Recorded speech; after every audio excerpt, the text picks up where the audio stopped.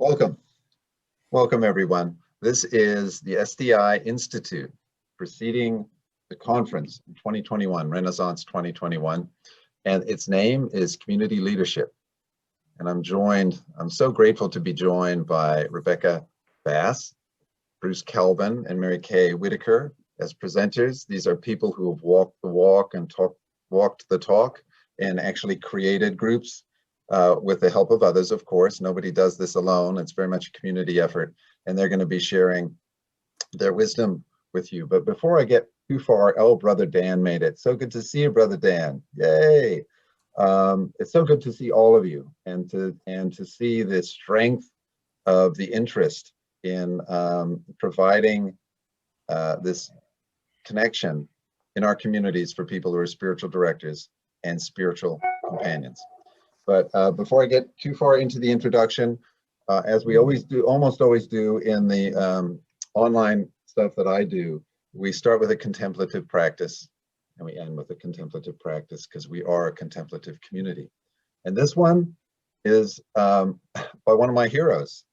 His name is Brother David Steindl-Rast. You may have heard of him. And it's a very famous passage. And it's when I watched it, when it first came out like 10 years ago, this little video, I was in tears, and I watched it again a few days ago and I was in tears again. Now, gratitude and gratefulness are really, really key spiritual practices for me. But let's start knowing that we are grateful for you, for what you do as spiritual companions, and for your hopes and dreams about local communities. And may it open up the gates of gratefulness for yourself today and every day. I will share my screen now.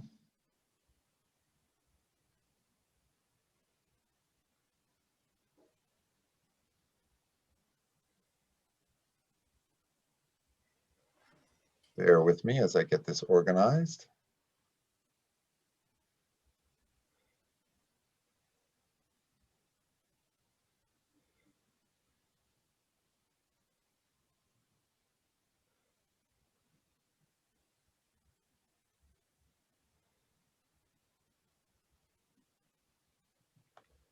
Here we go.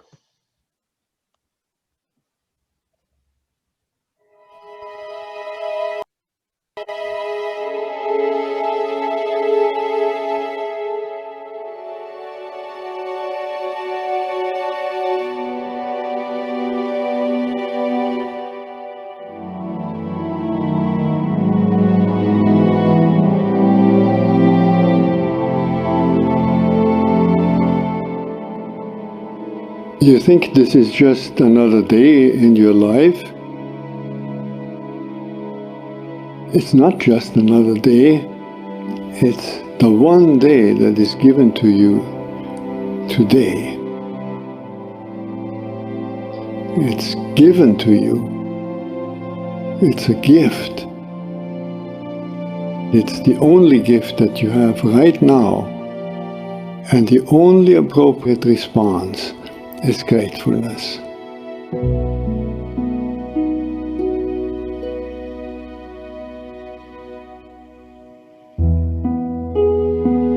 If you do nothing else but to cultivate that response to the great gift that this unique day is, if you learn to respond as if it were the first day in your life and the very last day, then you will have spent this day very well. Begin by opening your eyes and be surprised that you have eyes you can open. That incredible array of colors that is constantly offered to us for pure enjoyment. Look at the sky. We so rarely look at the sky. We so rarely note how different it is from moment to moment with clouds coming and going. We just think of the weather, and even of the weather we don't think of all the many nuances of weather. You just think of good weather and bad weather. This day, right now, it's unique weather. Maybe a kind that will never exactly in that form come again. The formation of clouds in the sky will never be the same that is right now. Open your eyes, look at that. Look at the faces of people whom you meet. Each one has an incredible story behind their face. A story that you could never fully fathom. Not only their own story, but the story of their ancestors. We all go back so far. And in this present moment, on this day, all the people you meet, all that life from generations and from so many places all over the world, flows together and meets you here like a life-giving water if you only open your heart and drink.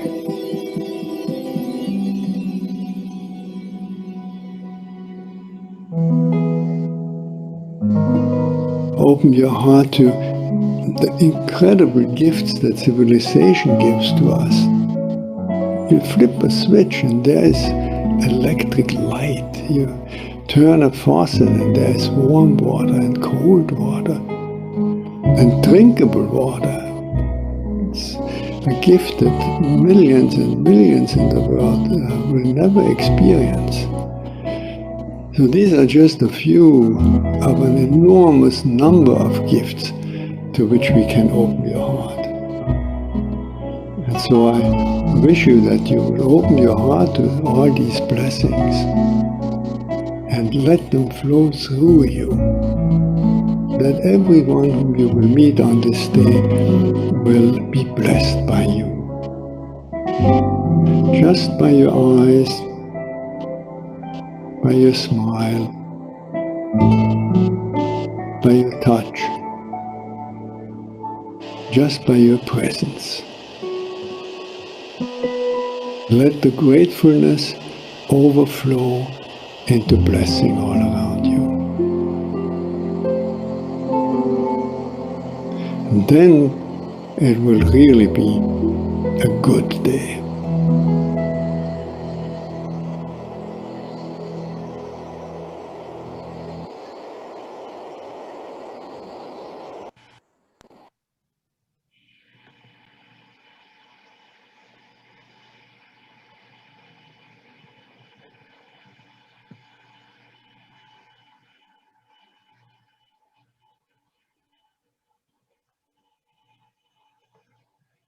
Well, I don't know if you noticed, and you may know already, but the organization that Brother David Steindl-Rast began is called gratefulness.org. And if you've never been there, make a little note and check it out. And they have wonderful emails that they send out. It's all about exactly what he was talking about there. So welcome, grateful that you're here. I want to share my screen another time very quickly. I'm going to talk to you about this. I'm not going to read it from something, but I want to show you that we have something. Let me see if I can pull it up again, because I'm going to introduce basically our program. And I want you to know where you can find this information that I'll be sharing with you. And it's also a great first step if you choose to go forward in becoming an SDI community. So let me see if I can share this. Sorry if I'm slow, but I know you're a patient group of folks. So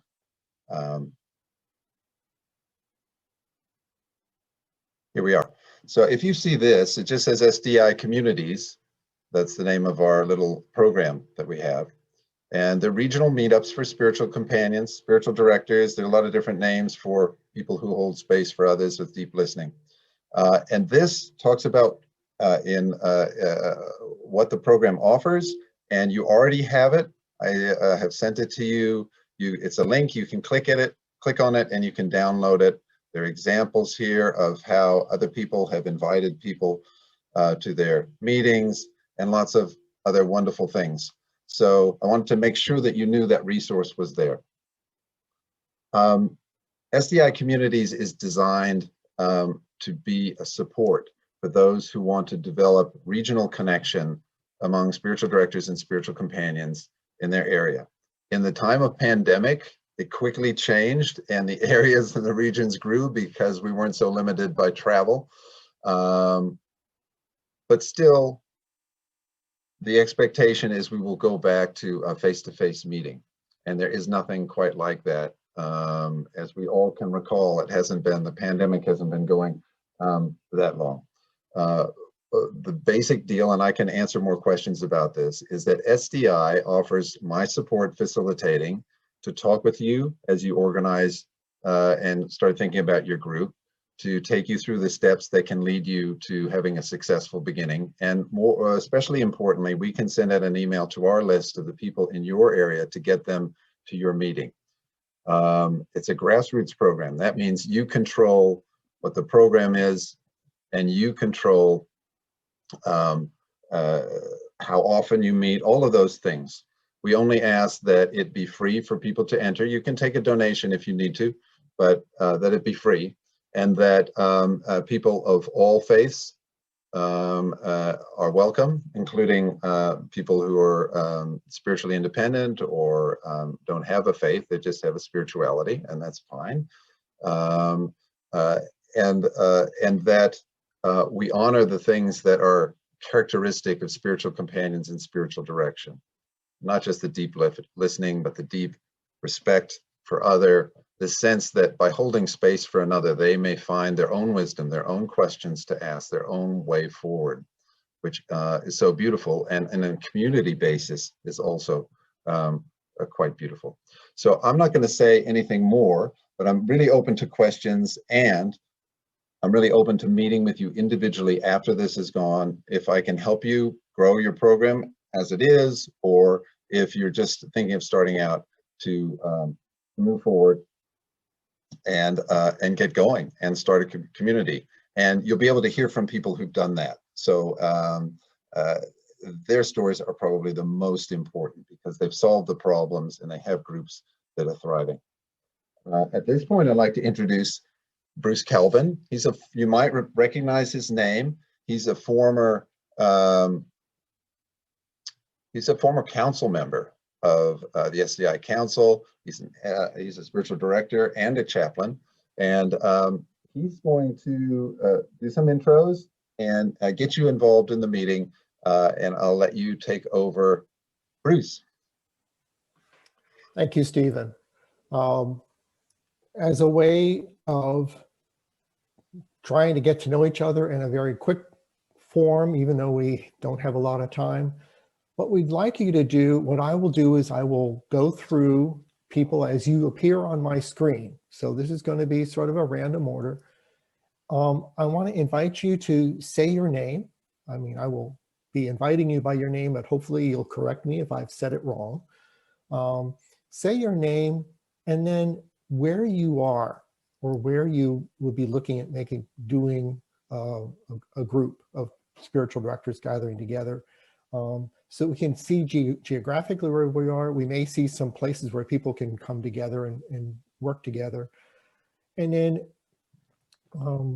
a couple words to basically say how you are this morning. So as an example, my name is Bruce Kelvin. I'm from the metropolitan Washington, D.C. area. And my two words for this morning are hopefulness and a little anxiety about how is this going to work today. So I'm going to invite the next person to do this, and we'll just go around through the group and do that. Steve, you want to have the whole group up on the screen for this? Yes. And here we are. That way we can see each other as we go through this. The first person I want to invite is Rebecca Bass. Hi, everybody. I'm Becca Bass. I'm in Clearwater, Florida, which is in the Tampa Bay area. And my 2 words are, it's happening. Welcome. The next person I want to invite is Marianne Galui. Close, very close. Marianne Gillooly. Got to get those 2 L's in there. Okay. I'm Marianne Gillooly. I am also from the Clearwater, Florida area, and I am a member of the Tampa Bay Regent group. And my 2 words are grateful and curious. Thank you. Carol Ludwig.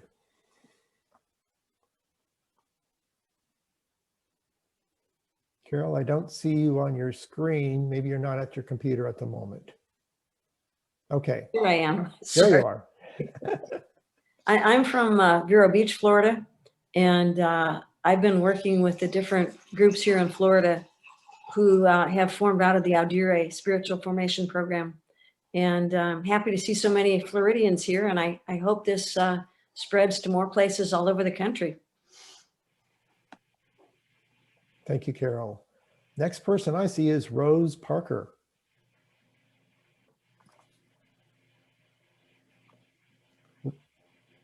Rose, you need to unmute yourself.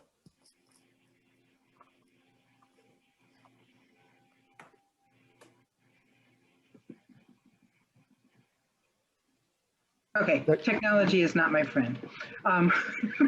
You did fine. I'll get there. I'm also from the Central Florida area in Orlando, Florida. A graduate of the Adari program that Carol just mentioned.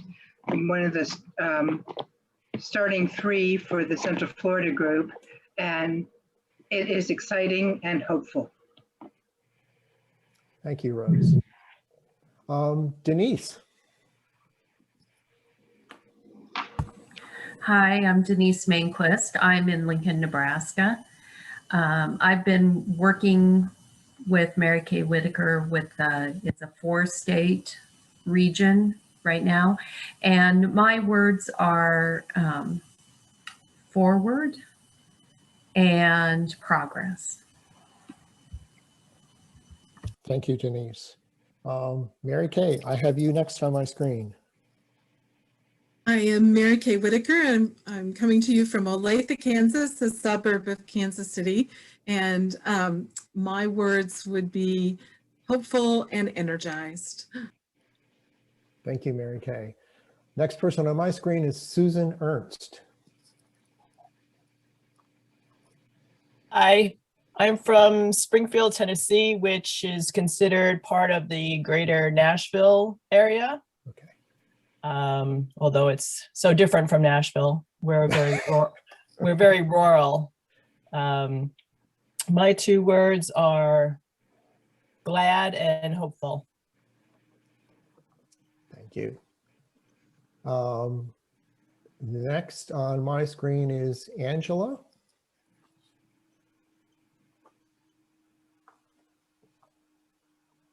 Hi, I'm Angela from rural central Missouri, and I was trained under Mary Kay from the Sophia Center of the Benedictines in Atchison, Kansas. And I come today with openly responsive. Thank you. Jackie, you're next for me. I'm Jackie Turner. I'm in Reno, Nevada, and new to the community idea, though I work with a Christian formation spiritual direction training program. And my words are happy and restful. Thank you. Donna Peterson.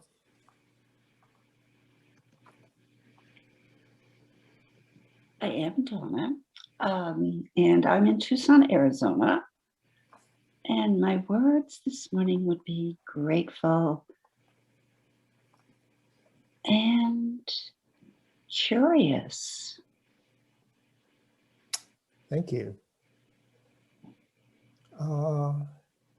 Kathleen Tillett.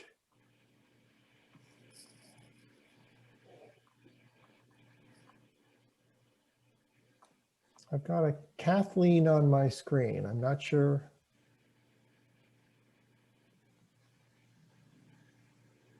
Is it Kathleen England? Oh, okay. I'm from Topeka, Kansas. I also work with Mary Kay Whitaker. And I would say my words are curious and even more curious. Thank you, Kathleen. Mary Howe. Yes, I'm Mary Howe from Allentown, Pennsylvania. And I hate to be repetitive, but I have to use two words that have been used already: gratitude and curiosity. Thank you, Mary. Stacy Bauer.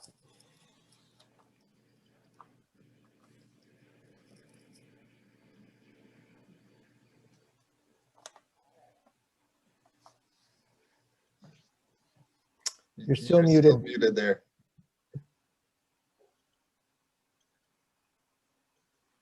There you go.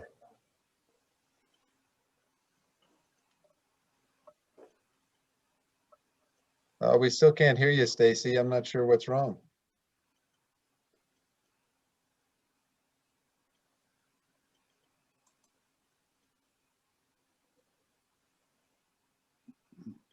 No, you can type it in the chat and while we problem solve your sound.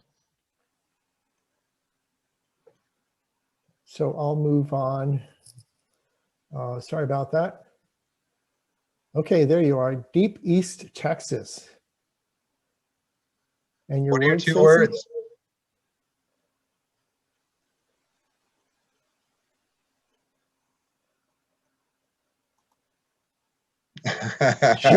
Show up. I like that. All right. Next person I have is Vanessa Caruso. Hi, I'm Vanessa, and I'm on Vancouver Island in BC, above Seattle. And my two words are awake and focused. Thank you, Vanessa. Next is Brother Dan.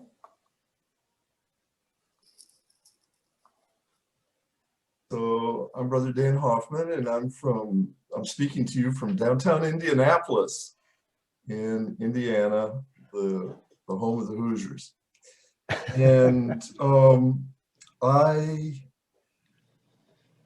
I think you've probably heard about our city over the weekend and some of the troubles we've had with the shootings.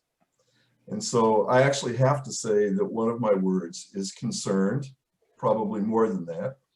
And the other word is expectant about what will happen over these next few days.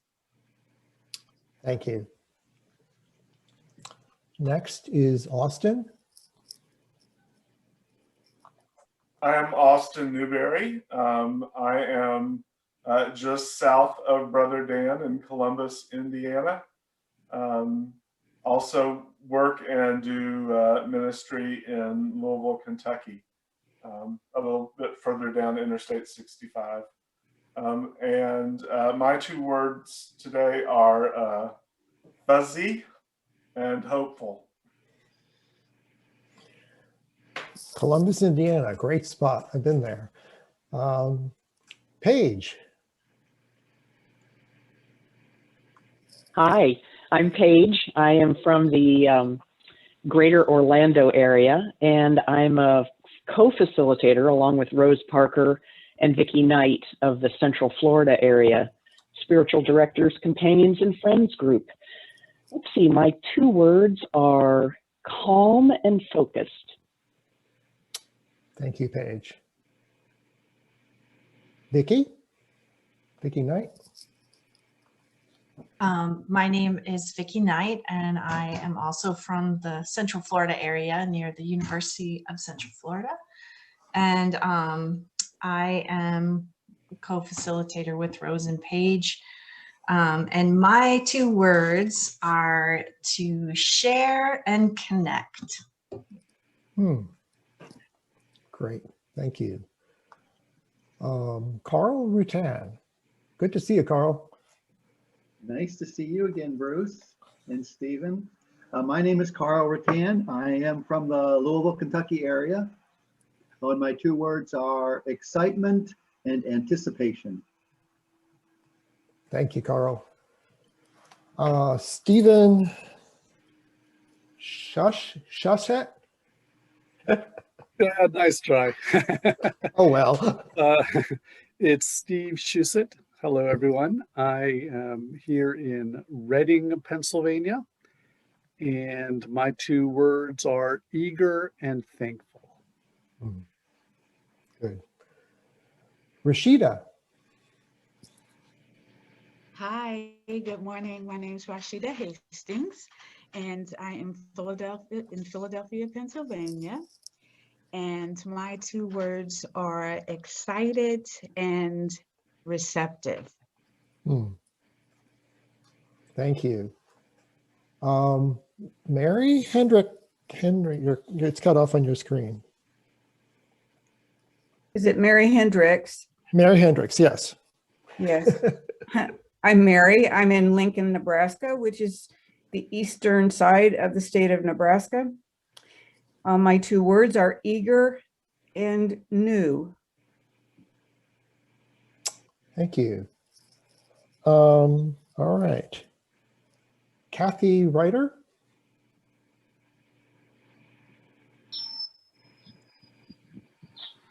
Hi, I'm Kathy, and I'm in Central Texas, in Bryan, Texas. My words are expectant, like Brother Dan, and then I have to say regret too, because I'm walking from my house to the auto place to get my vehicle. It just became a day it wasn't supposed to be. And now I need to get on the road to Houston, and I'll be settled later in the day for the rest of the conference, but I'm finding that regrettable to myself right now. Sorry to hear that's happening, Kathy, and this is being recorded, so you'll be able to watch it. It's just regrettable. It's not ruined. Yeah. And that word will drop soon. Thank you. Take care. Good luck with the car. Thanks. Next is Darlene Cramp. Hi, I'm Darlene Cramp, and I'm from Aurora, Illinois. And my two words are enthusiastic and curious. Thank you, Darlene. Now everyone keeps bouncing around on these Zoom screens, but I think I've gotten everyone. Is there someone who I have missed? Please speak up now or Stephen, I see you waving your hand. I'm Stephen Crandell. I'm a Director of Content and Communities at SDI. My words are encouraging and loving. I think that does it. Thank you all. So we move on to our next piece, and I want to turn it over to Becca. Hi, everybody. You know, one thing we've learned, had many lessons this last year, but being flexible in spaces that we've never been in before, including Zoom for an SDI conference, is certainly a stretching experience. So I hope today will be one where we can connect as well as we can in this virtual platform. Steve sent some wonderful resources to you by email, and one of those was something I want to touch on now, and that's the Circle of Trust resource. In a little bit, I'll ask Steve to put that up on our screen as I sort of walk through that document. It's going to lead us into our first breakout room.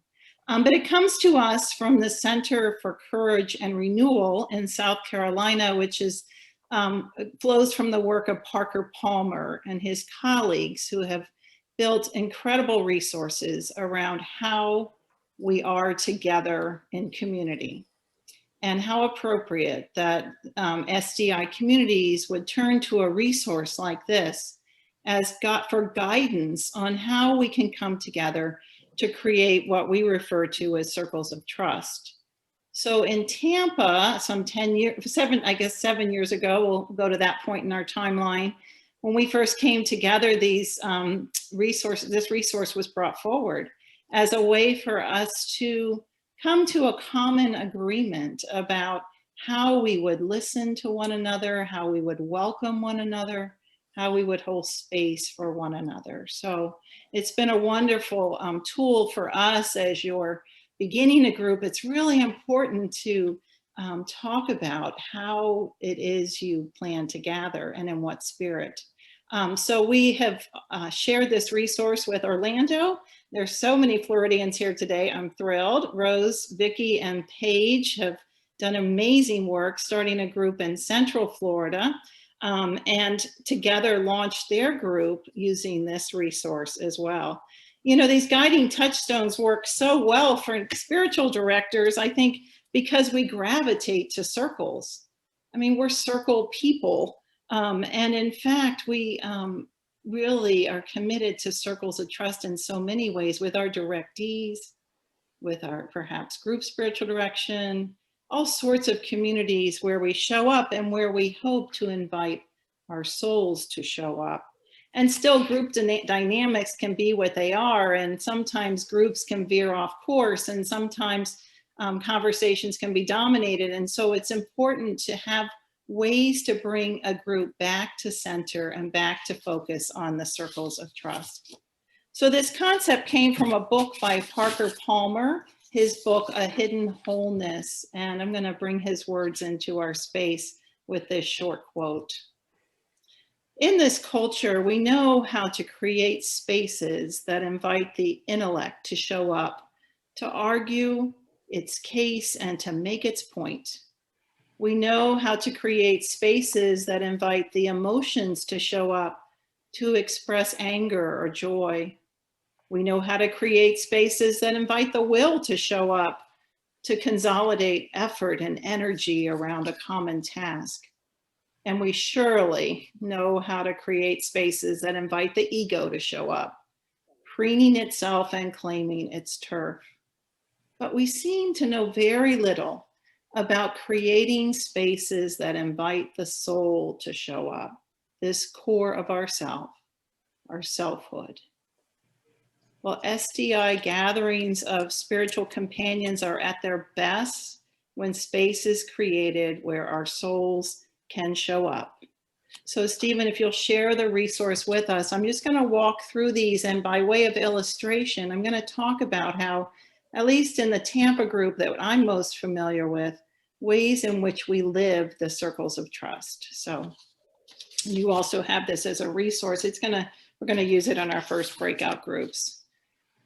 So it's a 2-page document, and Stephen, you can just scroll through as we go through. I'm not going to read it to you. I'm going to give you some illustrations, but that first one of giving and receiving welcome, creating these intentionally welcoming communities. It matters how we welcome one another, how we accept and integrate newcomers, how the space is together, how we set the table for our gatherings.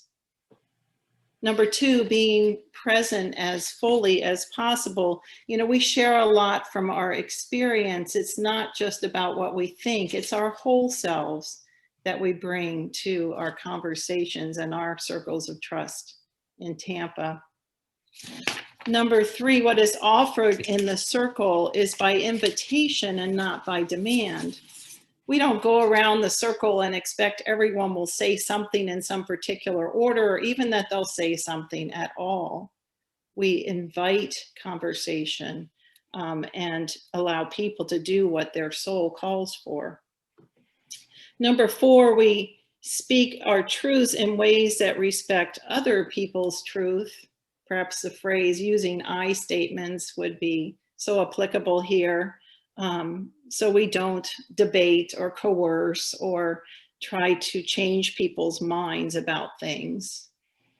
That's very connected to no fixing, saving, advising, or correcting, and learning to respond in honest, open questions. So we're not, in some circles, we might call that crosstalk. We're not trying to engage in a debate. We're really just welcoming whatever is placed in the center of the circle. And we all certainly as spiritual directors know and value the honor, the value of open questions. So that would be certainly very present as well.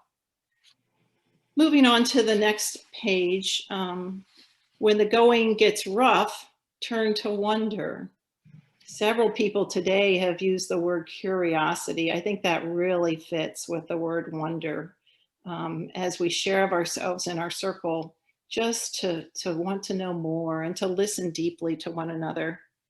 Number 8, attending to our own inner teachers. We'll all find in conversations that some things land in ways perhaps we didn't expect.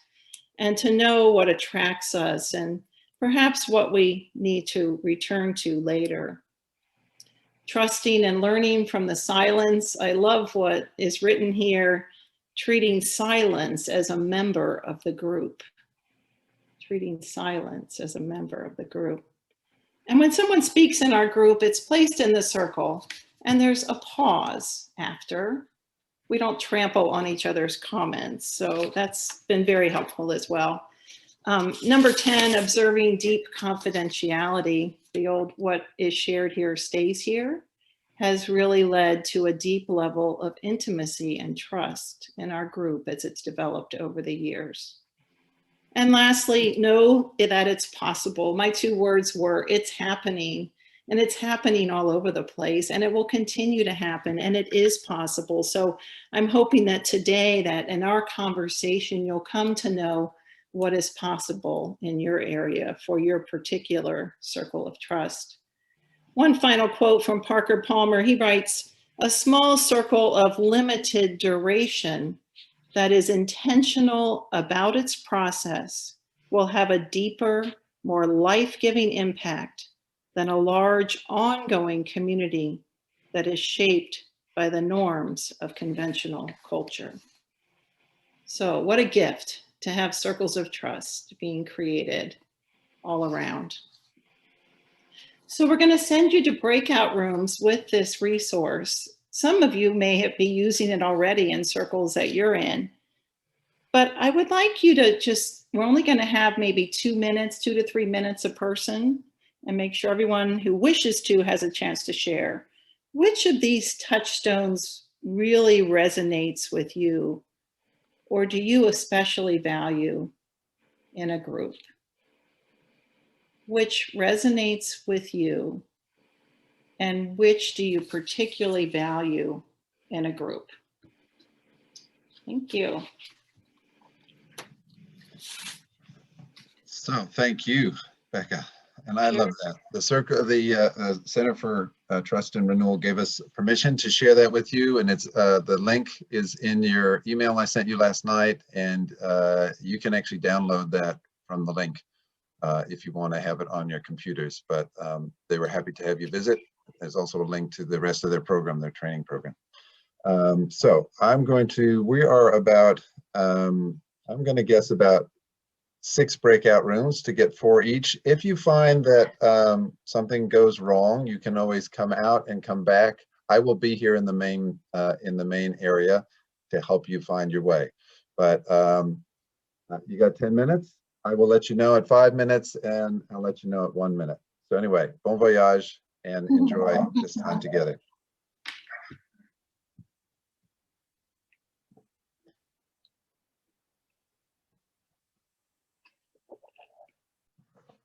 Welcome back. Welcome back.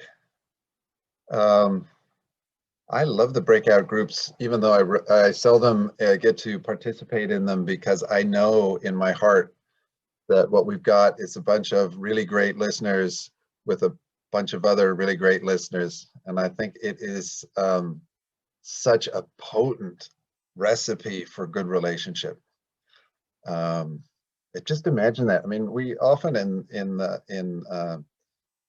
in standard life think about, oh, if I only had a good listener, someone would just listen to me, then I could talk and they would appreciate me. But it's such, I think of it as a kind of a cosmic tennis volley when both are listening. because it's not saying nothing. It's very present. It's very active. But there's this endless volley. I think of what St. Francis said: love returning, love returning, love returning, love returning, love returning, love returning, love returning, love returning, love. That's what you folks do. It's so beautiful. Thank you. Anyway, enough of that. We're moving on. I want to say just a few words about how blessed I am to have my partners here today with me, Bruce and Becca and Mary Kay. But they have all worked very hard. Becca probably the longest of all of them at creating and sustaining local communities of spiritual directors, spiritual companions in their areas. And I bow to you. I'm sitting down, but I'm bowing my head. I'm so grateful for your work. And I also am absolutely convinced that the best teacher is a good exemplar. You've heard the phrase, the best teacher is a good example. But there's nothing like an exemplar, someone who lives out what they believe. And these three people have all done that. So we're going to give them each a chance to talk about our word we're using is case history, but that makes it sound like it's a problem or something. It's not. It's a story of growth. It's a story of service and giving. It's a story of creation for each of them, because I think that their stories are probably one of the best resources you can have as you think to expand your own groups or to create one. Without further ado, and I just will remind you that in that email that I sent, you have all of the written case histories from each of them. So don't feel like you have to take notes and spend all your time getting every word down. I'd like you to just open your heart and receive their experience and their story and flow with it, and see what doors it opens for you. Knowing that you can always go back and get some of the details. You go, I wonder how they did that. Those are all on links that you can go to and then download and print out if you want to. So just be present, and I think you'll feel the way I do, which is grateful that we have these people to tell us about their experience. First is Bruce Kelvin. I admire Bruce, and I admire him most for the way he's been both thoughtful and proactive about creating his group in the Washington, D.C. area, but it serves Northern Virginia, it serves Maryland, and people have come from as far away as Pennsylvania to come to his group because of the programs that he organizes. But not just proactive and thoughtful and organized, but also very flexible to respond to how things were developing and what the group needed. So listen carefully to Bruce. Bruce, thanks so much for presenting. Thank you, Stephen. I'll actually note that we actually had Mary Kay going first, but I'll go with the flow here.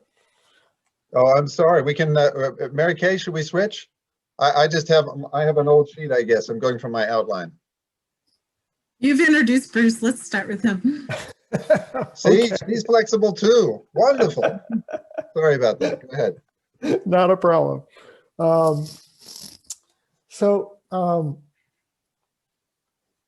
In some ways, I'd like to consider myself the instigator of this whole agenda, because a few years ago, there was a group of spiritual directors that had gathered. They were connected to a program at the Washington Theological Union that had been a training program for spiritual directors. And that group, when the Washington Theological Union shut down, that group sort of continued on as an ongoing resource for people who've been training in that program. And then they invited others of us into that. It was primarily Roman Catholic, and it met in a Catholic church. And I sort of became one of the leaders of the group. It was a very loosely organized group, but it started falling apart. It started running out of steam for various reasons. The leadership, I think, got tired. So I was wanting something else, and I approached a friend that I had, Kim Barker Brugman, who was a United Methodist minister who she was taking a sabbatical, and she was trying to start a practice in spiritual direction. And so she joined with me, and I approached SDI and I said, I need some help here. I've got a pretty limited list of people that I can talk to. So working with SDI, we started reaching out, sending out emails. SDI sent out emails to people in a wide region around Washington, DC. Kim and I chose to actually have the group meet in Northern Virginia, which is the sort of opposite corner of the area from where the Washington Theological Union met. I wanted to make sure we didn't interfere if that group happened to keep going. So our first meeting was in February 2019. And the first meeting was around basically a conversation. What do people want? What are people looking for? And we had about 25 people show up for that. And there were several things that we built into that in terms of how we did that and whatever. We looked around for different organizations that would host us.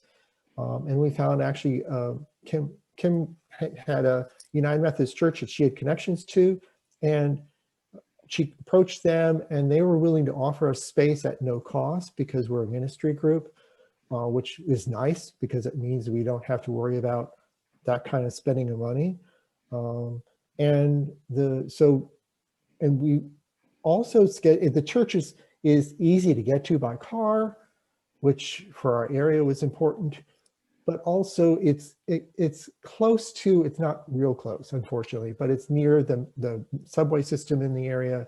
So people needed to get there, they could also take that. So it was trying to figure out a location that works in terms of traveling, people traveling different ways. We intentionally started it, and I'll say this is part of my concern. I knew a number of Jewish spiritual directors, and I talked to them and they said, Saturday morning doesn't work. If you're Jewish, you often want to participate in worship services, which are happening on the Saturday morning during the Sabbath. So we specifically started doing it on a Sunday afternoon. The time frame we usually use is 2 o'clock. So it's after people have done if they're in a church, after they've done their church activities. And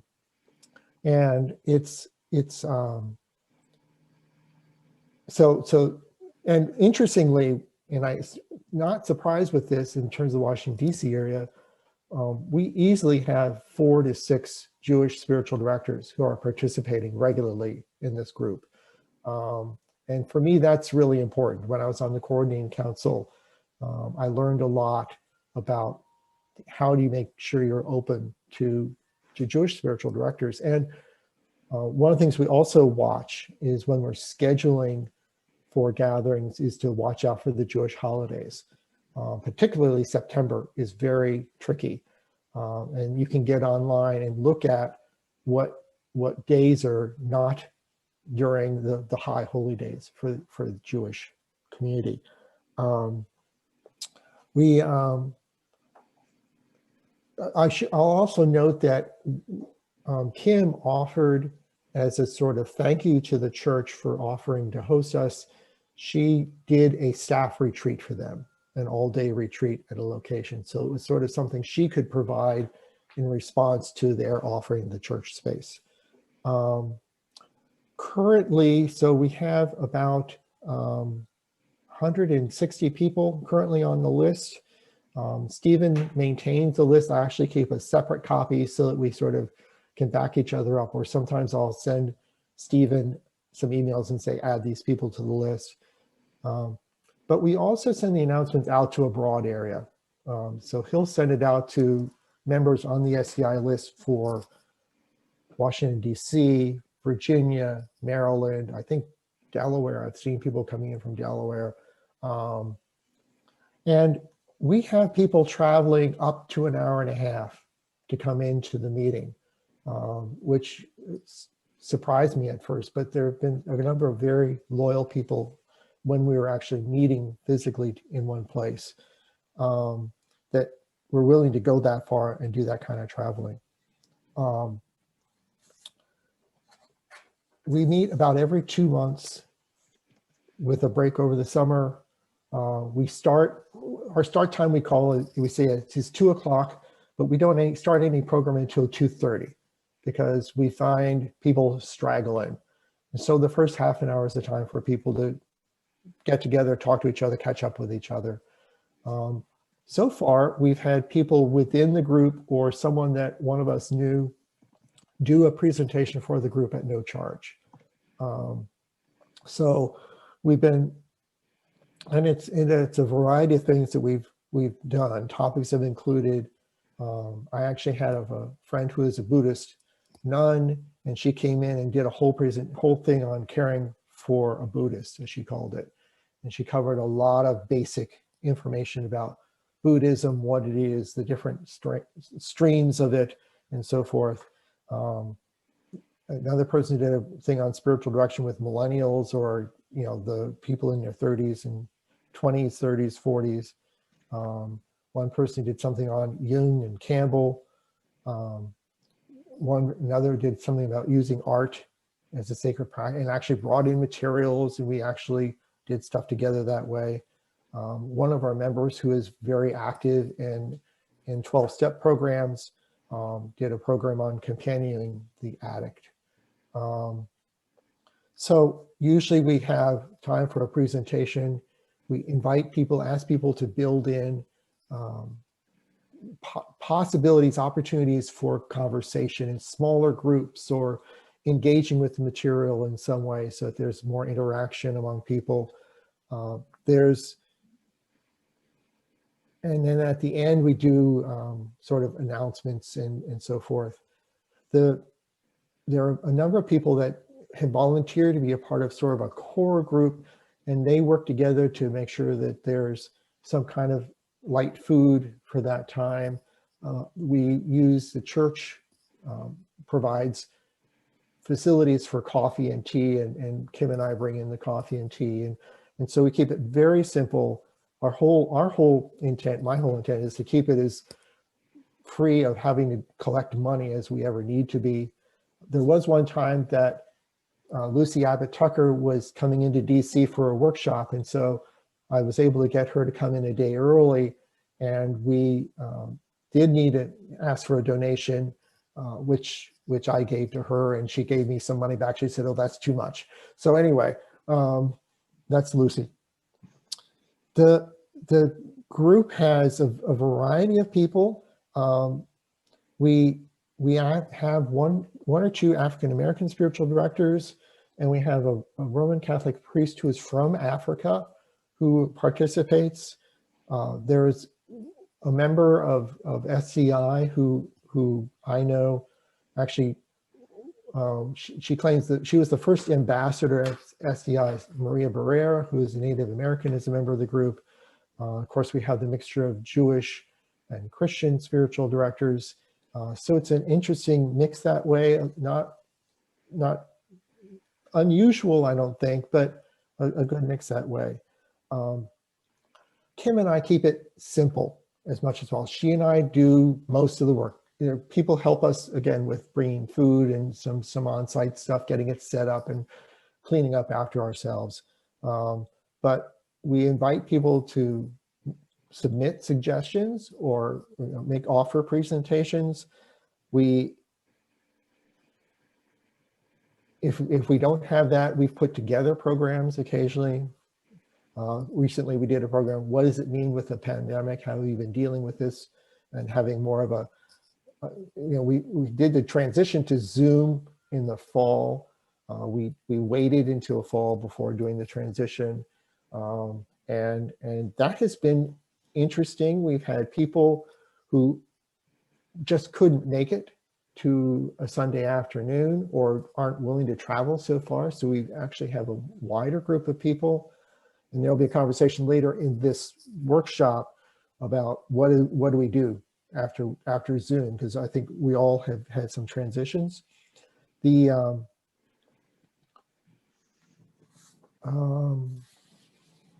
So we meet about 6 times a year. We send out an announcement, about 8 weeks, 6 to 8 weeks ahead to sort of announce the speaker so people get it on their calendar. We do not have a set Sunday of a month. We tend to flex it around, which has benefits, but also problems. So the emails go out, people register with Stephen at SDI, so he compiles the list. It has been also on the website, and I think the website's gone through some transition. So there will be a place to send people who contact either Kim or I individually. We forward the email to them, and then with Zoom, Kim has a professional Zoom account, and so we've been using her account to actually do the Zoom meeting. It could be either of us, but since she already had the account, we do that. I was trying to figure out, I think probably for Kim and I, we probably spend about 10 hours a month doing this. But also Kim and I are friends, so we enjoy spending time together, and it's good to see each other and so forth. Let me just look here a minute, see if there's anything else.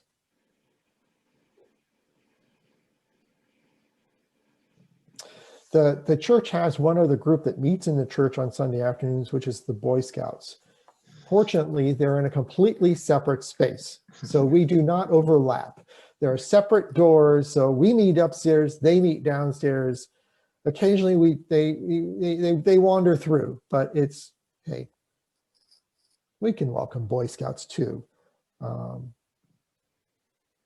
think I'll leave it at that, and Stephen, turn it back to you for questions.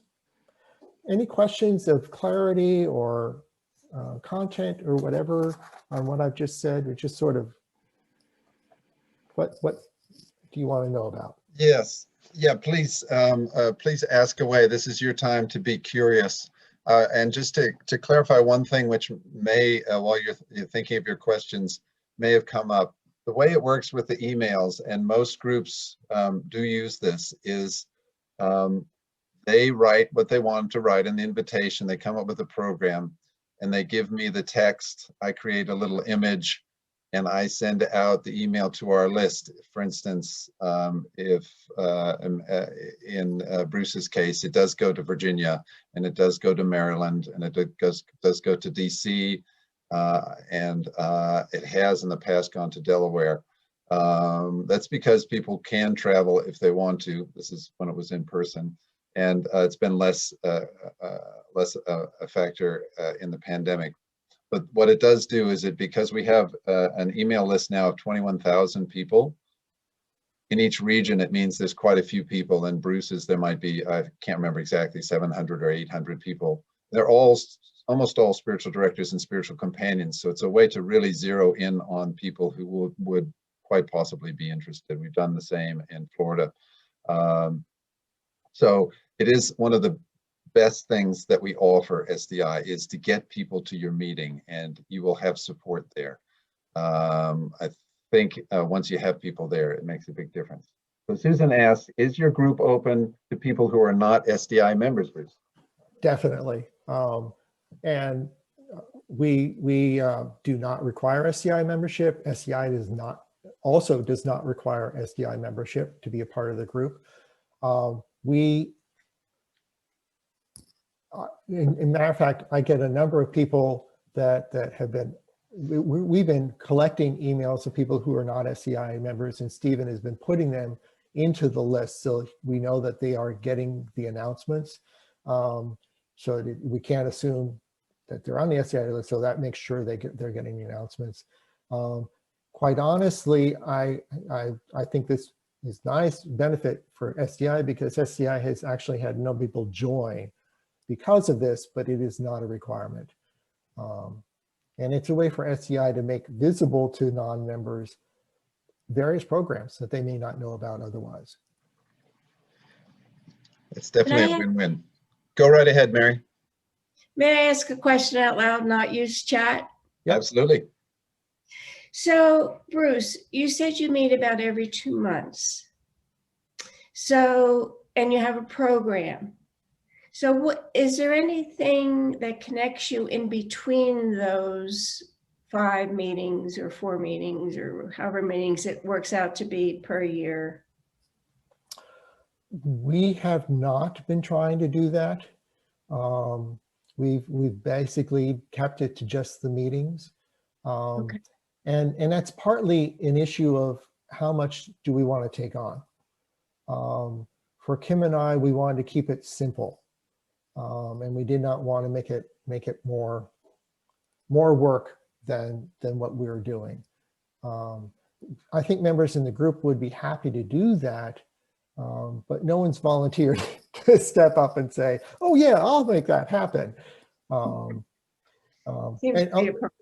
Yeah, and actually, this triggered another thought. The other group of people that I've sent out and invited is other people who do spiritual care, like chaplains or other groups of people. So again, it's not just spiritual directors. As a matter of fact, the priest from Africa is in training to be a spiritual director. We have people in training programs now also. All right, thank you. And if I could ask a question, I think it would be great to have SDI support for our group, but I'm wondering how the logistics work in terms of the email. So, of course, we've collected a list of our group members. Many of them are members of SDI, but others aren't. So, are the emails then sent to SDI and they send out the notices, and we just add new email addresses as they come through, and is that how that works? That's the way I think it works. Stephen, is that the way it works? Usually there's, I haven't had a case where somebody had a lot of emails that they wanted to add to our list. What happens is I do an email, and then if you have a list, you send it on to your list from your spreadsheet through a mail merge. So you can use the same email that I've done. We aren't really doing this to grow names to our list. I mean, we love people to join our community. And of course, as I think most of you know, you can be part of the SDI community and not be a member. You can just receive our emails for free. But the idea is to bring people from our community to your meeting. And then those people who you already have contact with, you just send the email out to. If you want us to, and then many groups already have a system for using Zoom and stuff so that they use their own system, and I just link through to that system. But it's a case-by-case thing, and we would do, in your case, Carl, whatever we could do to make sure that your group could prosper. Yeah, I actually, that's a good thing to note, that we create the Zoom link and then send it off to Stephen, and then Stephen sends that out. We also have a process where we wait until right before an event before we send out the Zoom link. We don't send it out to avoid the whole Zoom bombing issue. We don't send it out everyone. We don't send it out to the whole list. We do ask people to register so we have an idea of how many people are going to show up, and can plan around that. And then but then right with the few days before the actual Zoom meeting, we send the link out to the list of everyone who is registered. Rashida asks, how are regions broken down? I am in Philadelphia. Philadelphia, I know, is a very big metropolitan region, Rashida, and we can focus on cities. We have in the past, there's been one in Pennsylvania, but it would be probably separate from Philadelphia. So the idea is, if it's in person, you probably would get more people in the Philadelphia region coming to you. But if it's online, then I also feel like if someone felt like they wanted to be part of both regions and wanted to attend more than one meeting, why not? So I don't mind a bit of overlap, because where it's a good fit, then I think it's of service to people.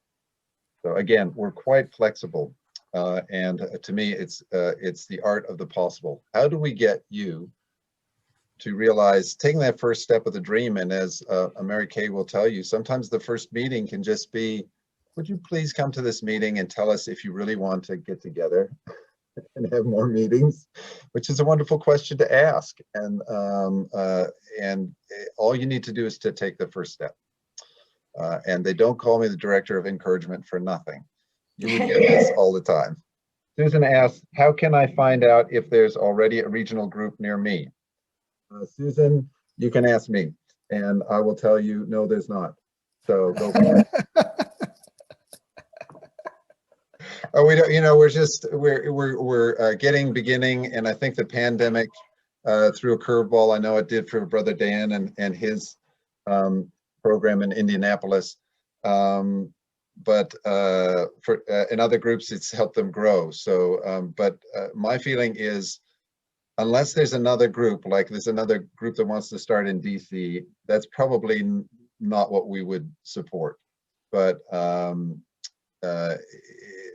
if not, then we would just try and make sure that it made sense, and then move forward. But there are big spots open on the map, not of just in the United States, but anywhere in the world can do this. So, and we will support you wherever you are. Are there any other questions?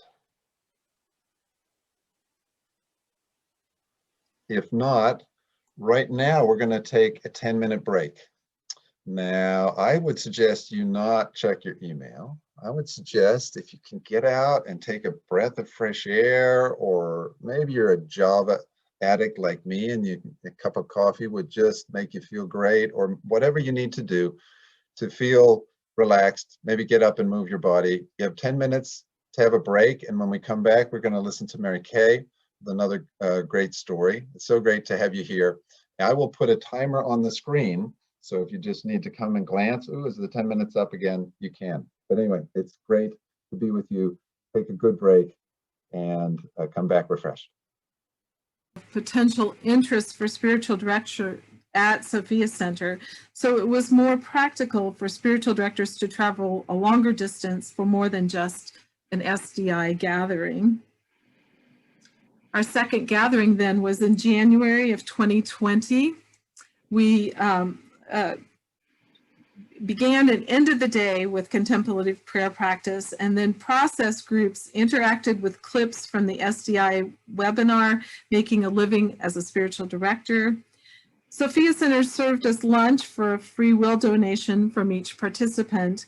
And about 18 participants accepted the offer to join us on Friday night for prayer, supper, peer supervision, and to spend the night at Sophia Center, and that was for a fee.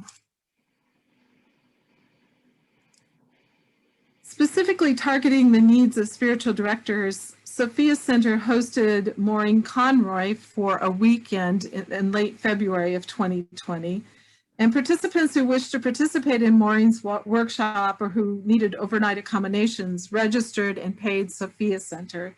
But with the help of Sophia Center, the SDI regional group hosted a free meet and greet with beverages and appetizers during the Friday dinner time break in Maureen's schedule. And it turned out to be a very rich networking opportunity.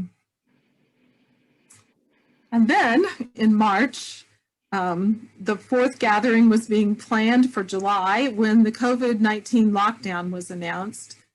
And realizing the July in-person gathering would be canceled, the planning team sensed a more urgent need to help spiritual directors deal with the pandemic crisis. So in response, they shifted to planning gatherings over Zoom every 6 to 8 weeks starting in May.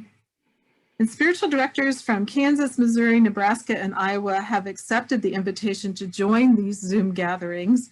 And from that, a diverse network has grown from around this 4-state region to include a wide range of formation programs, religious experiences, ages, etc.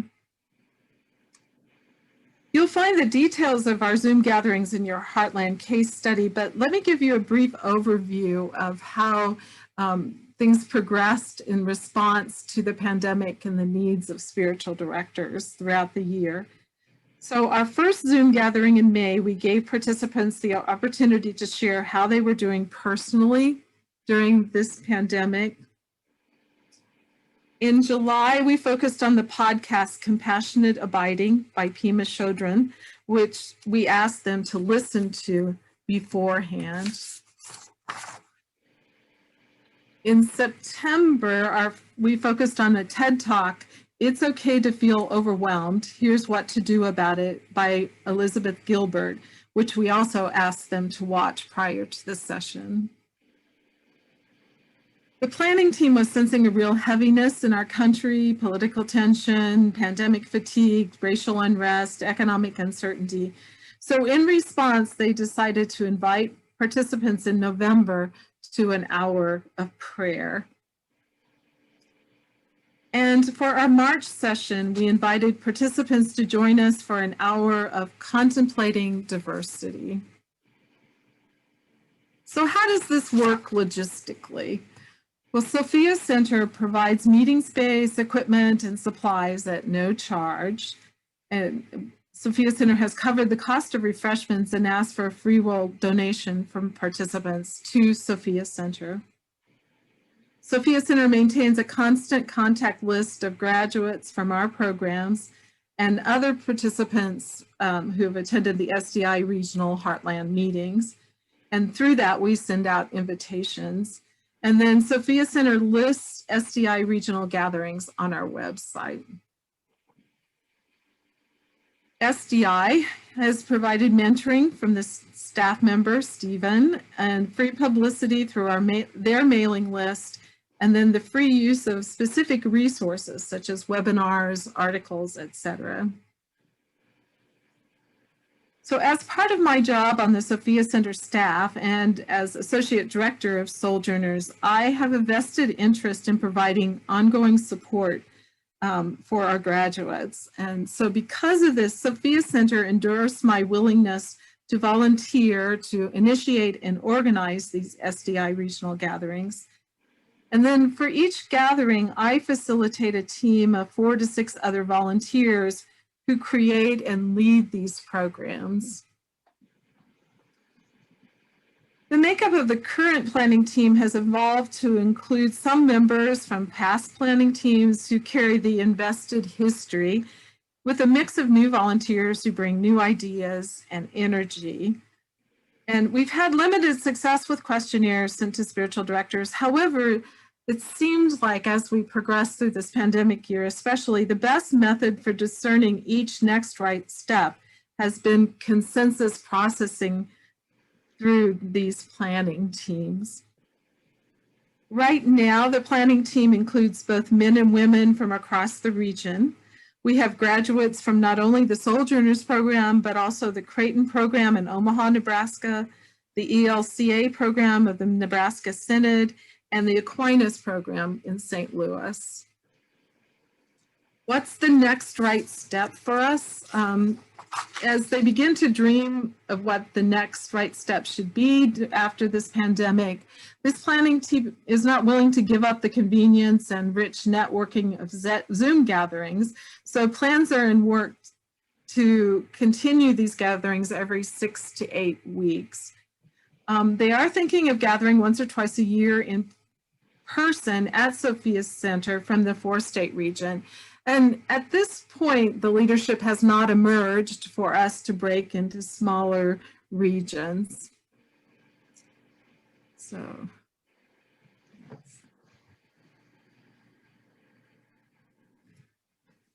that's kind of an overview of who we are and how we've developed in this 18 months, are a relatively new history for us.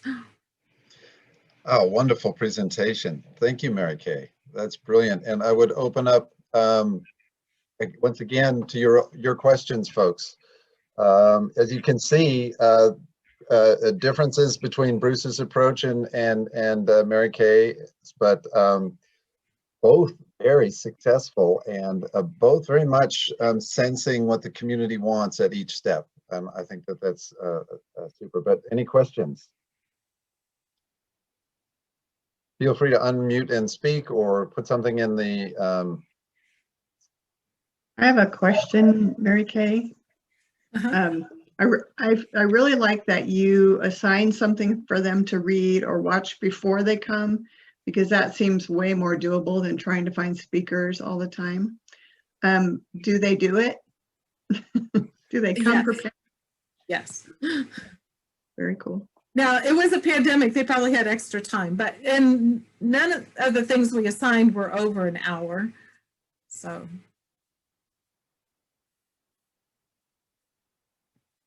I have a question, Mary Kay. Thank you. I have a question around supervision. Is there room for that within this type of regional group, or should that be found somewhere else? I'm curious of that. Well, again, I'm part of Sophia Center. So Sophia Center offers right now three Zoom peer supervision groups. We actually have a fourth that's specifically Sojourners. And people have come from this group, but they also come, well, they come from all over the country, actually. We have people from Canada and so forth. But so we have done, that's how we've done peer supervision. The group has never talked about, the planning team has never talked about doing that. Again, ours, there's a lot of overlap, I guess I would say. And I would just add to that there's no reason why peer supervision couldn't be part of it. I'm sure that there were questions for Lucy Abbott Tucker when she presented at Bruce's event, because she's such an amazing teacher of supervision about it. It is, we know at SDI, a strong need that people have. They often have trouble finding supervision groups. And this could be one of the needs of the community that's served by a regional community. And I know there's supervision groups like Vanessa. I think you're involved with one in British Columbia. If it's part of the world of spiritual companionship, then it's fair game, and you can do it. You can build it. I was going to add, at the end of the meetings that we've held, sometimes we offer space for consultative questions. And also I was thinking a supervision situation could also be made into a topic for another meeting possibly. We're really blessed that Lucy Abbott Tucker is on our Sojourners staff. She's one of our keynote. And the session that got canceled in July was right before her week-long, she was going to do a workshop on supervision, but for another year. So.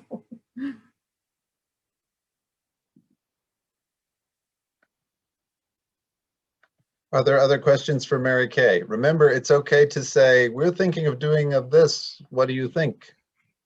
These people have experience to share, and this is your chance. If not, you can always ask questions later as they arise. But right now, I would like to introduce the third of our presenters, Rebecca Bath, known as Becca, I think, to most people she deals with. I was so impressed with Becca's organization that I was learning from her from the very beginning of our connection, because she had been doing her group for, I don't know, 8 years or something like that, 10 years, 11 years in Florida. It took us a while to get to be working together, but once we did, then it helped, because she again is connected and works for a formation training program called ODIRE, and with many graduates in the Florida area. It's been a really nice combination of things. Becca has beautiful grace about the way she expresses herself and the way she holds space with others.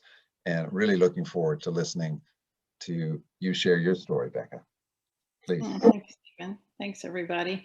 I have, as we mentioned before, there are others from Florida here. There are 4 other leaders of groups in Florida represented. Vicky, Paige, and Rose are here. They're in the Orlando group. I'll be addressing a little bit, and certainly at the end, chime in. And Mary Ann Galuli is here with us. She's very helpful in our Tampa area as well. So, and I appreciated the geography lesson that we got from Mary Kay. Wow, I've always been confused by that Kansas City thing and all of that. So I'm walking away like smarter today. So if this were, I didn't do a PowerPoint, but if Tampa, you may say, well, where the heck is that? It's on the west coast of Florida. It's right on the Gulf of Mexico. It's 3 million people. It's a beautiful place with lots of sunshine. And we also have a lot of spiritual directors. A lot of spiritual directors have retired to the area. And as Stephen mentioned already, there's this incredible training program in Orlando, the Audire program, which is 32 years young and has graduated a great number of wonderful spiritual directors that are all over the state. So I think what you'll hear in our model, that sometimes a need emerges for there to be more than one group in a state or in a geographical area. The Tampa group started 10 years ago. There were Audire grads there, but it was really a Tampa thing at a Catholic retreat center, the Franciscan Center in Tampa, as more of a retreat center offering to spiritual directors. Spiritual directors, you come and we'll teach you some things about spiritual direction. And they'd have speakers and workshops and presenters, lots of content. And our group over time, that sort of started to dwindle as something else was emerging. So about 7 years ago, a subset of that group came together and said, you know, we're not so much interested at the moment in sitting in a classroom around topics of spiritual direction. We want to connect with one another. And so that's what began to happen. It was an organic grassroots effort to build community among spiritual directors. So you'll hear as I describe our group, we sort of have an aversion to content. I mean, it's as though we really want the time to be around our own sharing of our experiences as spiritual directors, as companions, and in response to some resources we bring in, but it's less content rich than perhaps some of the other models here. So as you can see already, there's no boilerplate solution to this. There's no one size fits all. It's really being responsive to the local area. And so, you know, Tampa's doing it one way, Orlando is similar, but is developing its own set of responses to the local needs.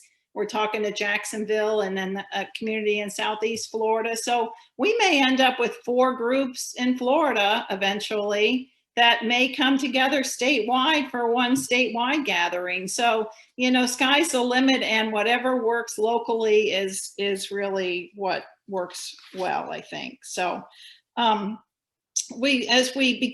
this group has morphed over the time, I think as Bruce mentioned, we welcomed other people, heard about us, meaning people that were not spiritual directors, but who were companioning and listening professions.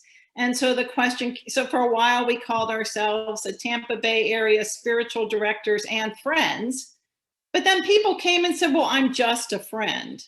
And that we didn't want that because we're all companioning in really vital ways that are contributing in many in a diverse array of professions. And so we now have some therapists, some clergy, CPE educators, chaplains who come. It is primarily spiritual directors.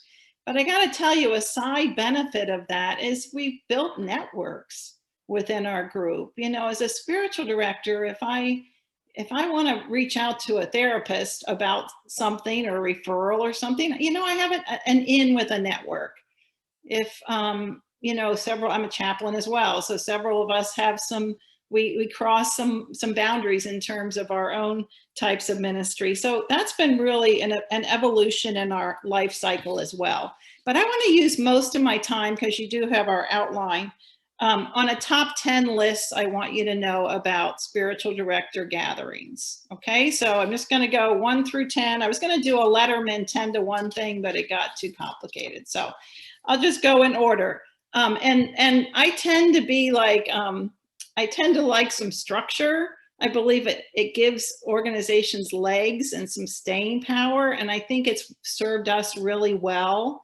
In our area, we're in our 7th year, and some things have not changed since day one. Other things have changed a great deal. So you're going to hear some structure in this. Number 1, we committed to a consistent schedule for our gatherings. Locally, at least, I think this is our greatest reason for staying power. We meet the first Saturday of February, April, June, and October, no matter what. I mean, a hurricane could probably mess us up, but people write it in ink on their calendars. Everybody who comes has multiple things they could do on any given day. And by knowing years ahead, if they want, when our gatherings are, there's a real sense of commitment. I can't come the first Saturday in February. I'm always with. Number 2, we have a consistent framework for our time together. In Tampa, we meet for 3 hours, and those 3 hours are always parsed in similar ways. In the first half, we always have in that circle of trust tradition, a really invitational gathering, brief introductions, and we do an icebreaker each time. Last time we did, what's your favorite spring memory? Wow. I mean, what happened there was really incredible, even before we started anything else. Our group over time, someone volunteers to lead a prayer experience, and our group said, we really want some silence together. Silence is a member of the group, right? So we spend collective silence together, usually about 10 minutes in collective silence. Then the bulk of the rest of our first half is around a facilitated discussion, the emphasis on facilitated. I'm going to tell you a little about that. On a topic or a theme, on resources sent in advance.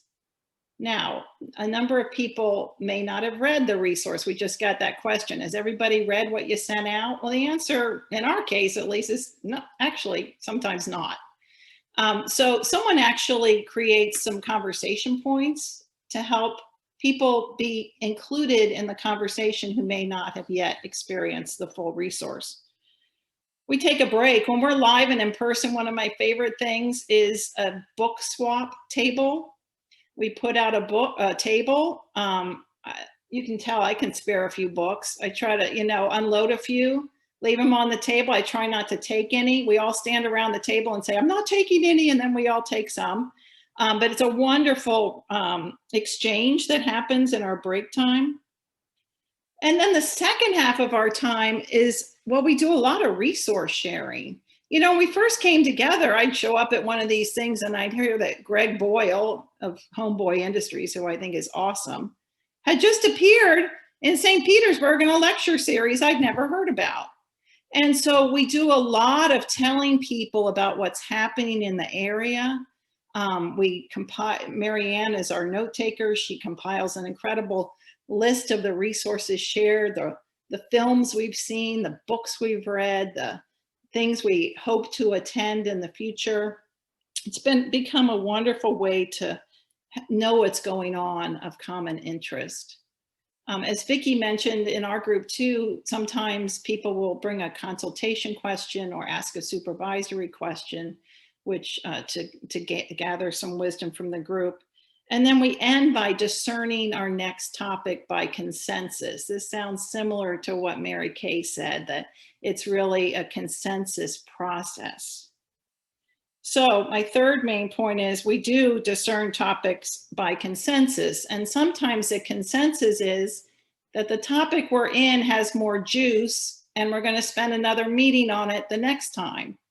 So we're not real obligated to move on if we're not ready to move on. We did boundaries one time Well, you could spend a year on that, or lifetime probably. And we spent a couple of our gatherings that way. We land on a topic or theme and someone suggests a resource. We've used TED Talks. We did Krista Tippett's Becoming Wise, one chapter at a time over several meetings. I love that book. And it has great discussion questions that really tie to our lives as spiritual directors and companions. And again, boy, if you showed up and you didn't read the chapter, it's really helpful that someone has summarized some talking points so you can be engaged in the conversation. So that's worked really well. Number 4, in conversations around a topic or a theme, we encourage the sharing of experiences. This is not a theological debate or a heady discussion. It's about our soul showing up. So we are talking from our experience, and the intimacy and trust that's developed in this group is really incredible, because that's the sort of sharing that's modeled and invited. Number 5, we have a shared model of leadership. I think we've heard this in each of the 2 stories before. No one person can or should carry this alone. And people are willing, and it's fun to work as part of a team. We had 2 in Tampa, and then Orlando started, and they came up with 3, and it's like, oh, that's a great idea. Let's have another person. And so we modeled our previously existing group after an innovation that Orlando came up with. So there's always room to shift that up. So this facilitator I speak of is a member of our group. He teaches in Audire. He's wonderful, just the depth of experience, but he sort of guides the conversation. I would say he's the one who keeps us true to those circle of trusts and tensions. Is someone dominating the group? Are we drifting off topic? How's our time going? All of those things, throwing out the icebreaker, it can be really helpful. And this could be a shared function as well. It just so happens that we like the way Tim does this. So he's been doing it for a while. So that's my number 6, being blessed with a skilled facilitator, I think can be really helpful. Number 7, we strive to create a warm and welcoming community, again, tied to the circles of trust. The group at first had to discern, well, gosh, a CPE educator wants to come. What do you think? And we just felt like our circle has become richer by virtue of the diversity of disciplines. So it's been helpful. And we always have food, food's amazing for hospitality. We have really generous breaks. We hang out before and we go out to lunch after, and in the days when we could do that, and hopefully we will again. That sense of connection that's built around tables. Number 8, we certainly have greatly benefited from conversations with SDI. This group sort of started on its own, and now we've sort of come to that next in the process. We actually don't take RSVPs for our gatherings. Whoever shows up, we'll pull up another chair. And we've generally had about 25 there, so it hasn't been a big issue. We haven't shared our emails with Stephen. He sends out an email to various counties around our area. And that surfaced people who didn't know about us. I know when you move to an area, like you don't know who to ask. And Florida has a lot of, no one's from Florida. If somebody's moving here or moving away from here. So it's been really helpful to have SDI members know that we are here, and people have found us that way. And also the way Stephen shares resources. I mean, to be able to use any article from Presence or the webinars or whatever it is that's just like a treasure trove. So I would say the vast majority of our content comes from SDI resources because it's so good. Number 9, we are watching for and responding to meaningful partnerships. For a while, we didn't know where we were going to meet. And I was working for hospice at the time, and they had an incredible meeting space. And, oh, sure, talk to the director of spiritual care. And all of a sudden, You know, they're there and we're an extension of their community outreach. But the most significant partnership has been with this training program in Orlando, Audire. If you have a training program in your area, the training program will have a vested interest in continuing to connect and support its graduates. That's just a real natural for these things. And so we're really grateful that that partnership is giving birth to more groups, including the one in Orlando. And lastly, number 10, we watch and listen for the spirit. What's it inviting? How's it moving?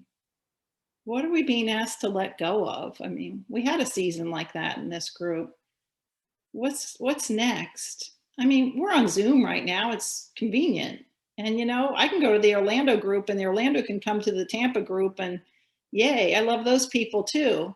And there'll come a time when we'll need to make a choice about that. So those are some of the questions we'll address this afternoon, but it's listening in real time to what are the needs locally and regionally. And we've been blessed beyond measure. It's been a wonderful community. I would say it's one of my main circles in my life, really a circle of trust. So that's all.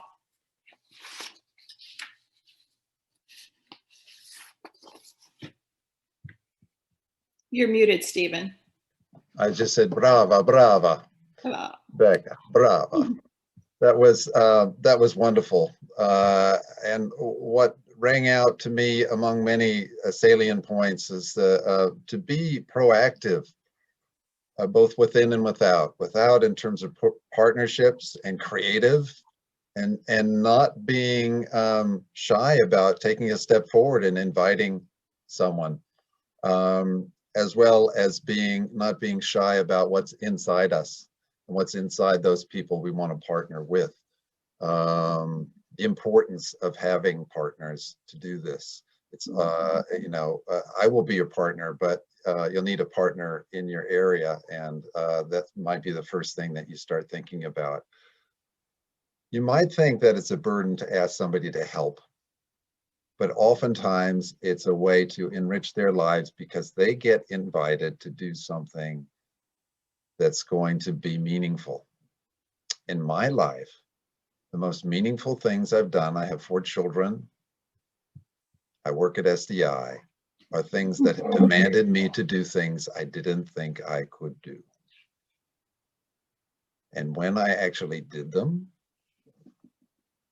my sense of self expanded, and I couldn't have done it any other way. So the wall isn't a wall, it's a gate. The wall, especially the walls in our mind. And so if you have the hesitance that, I don't know how it'll all work, none of us do. Thank you so much, Becca. Any questions for Becca? And others in Florida, if I left something out, please jump in Yes. that you want to share from your experience. Susan says, thank you for this presentation, Rebecca. Very helpful. I agree. Can this Donna says, can this list be shared in a document? I'd love to have that list of icebreakers that have been rich too, if possible. Okay, sure, I can do that. So, and you can, I think you have her, Donna's email, but if not, just send it to me and I'll pass it along, Becca. Anybody else with a question or a comment?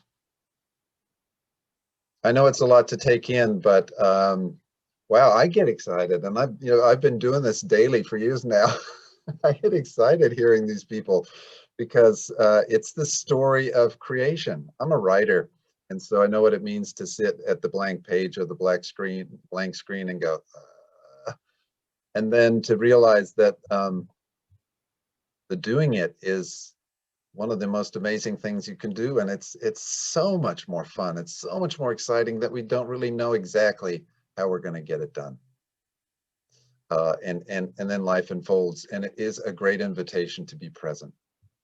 If I sound enthusiastic, it's because I am. And Stephen, may I just layer on to what you just shared? Please. it's Paige.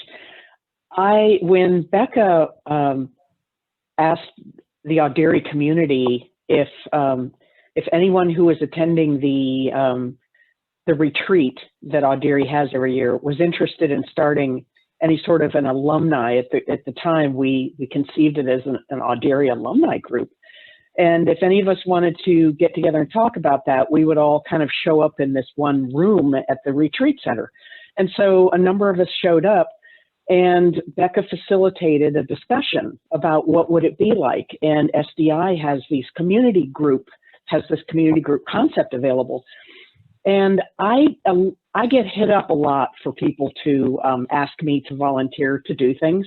And I've gotten good at saying no graciously over the years. But when Becca talked about this concept of SDI community groups and the fact that there would be support, and we knew that Becca had been part of a group that had found its wings in the greater Tampa Bay area, I found myself saying, yes, I want to help. I want to do something here. And it has been, as you shared, Stephen, and as I've heard from others this morning, it is so enriching. I have gotten so much more out of it than I've put into it. And I didn't know that that would happen when this journey began, but it is spiritual food. It feeds my soul. It's worth the time and effort to help get a group started. Thanks. Thank you, Paige. Thanks, Paige. Thank you. And speaking of feeding, we're Stephen, about, go Stephen, ahead, Becca. Real quick, Vicki, I think, wanted to jump in with something. Vicki? Go ahead. Oh, I was just going to add that from my experience too, I feel like spiritual directors or, as Becca said, other listening professionals, they're hungry for connection and support. Like that's what I felt, was people were like, yes, we love connecting and getting together. So I think it's wonderful. It's needed. I think it's needed. Yeah. The other thing that I would add to that, from taking Becca's outline and adapting it some, but not much, when we got started, it was so comfortable to realize we didn't have to reinvent the wheel, but that we could change the directions of it as we needed to. And it was such a safe place. It was like a bubble had burst off from her circle to form ours. Oh. Well, it's interesting. I'm hoping that contagious ability of certainly of spiritual companionship itself, but also of this idea of a local community will spread.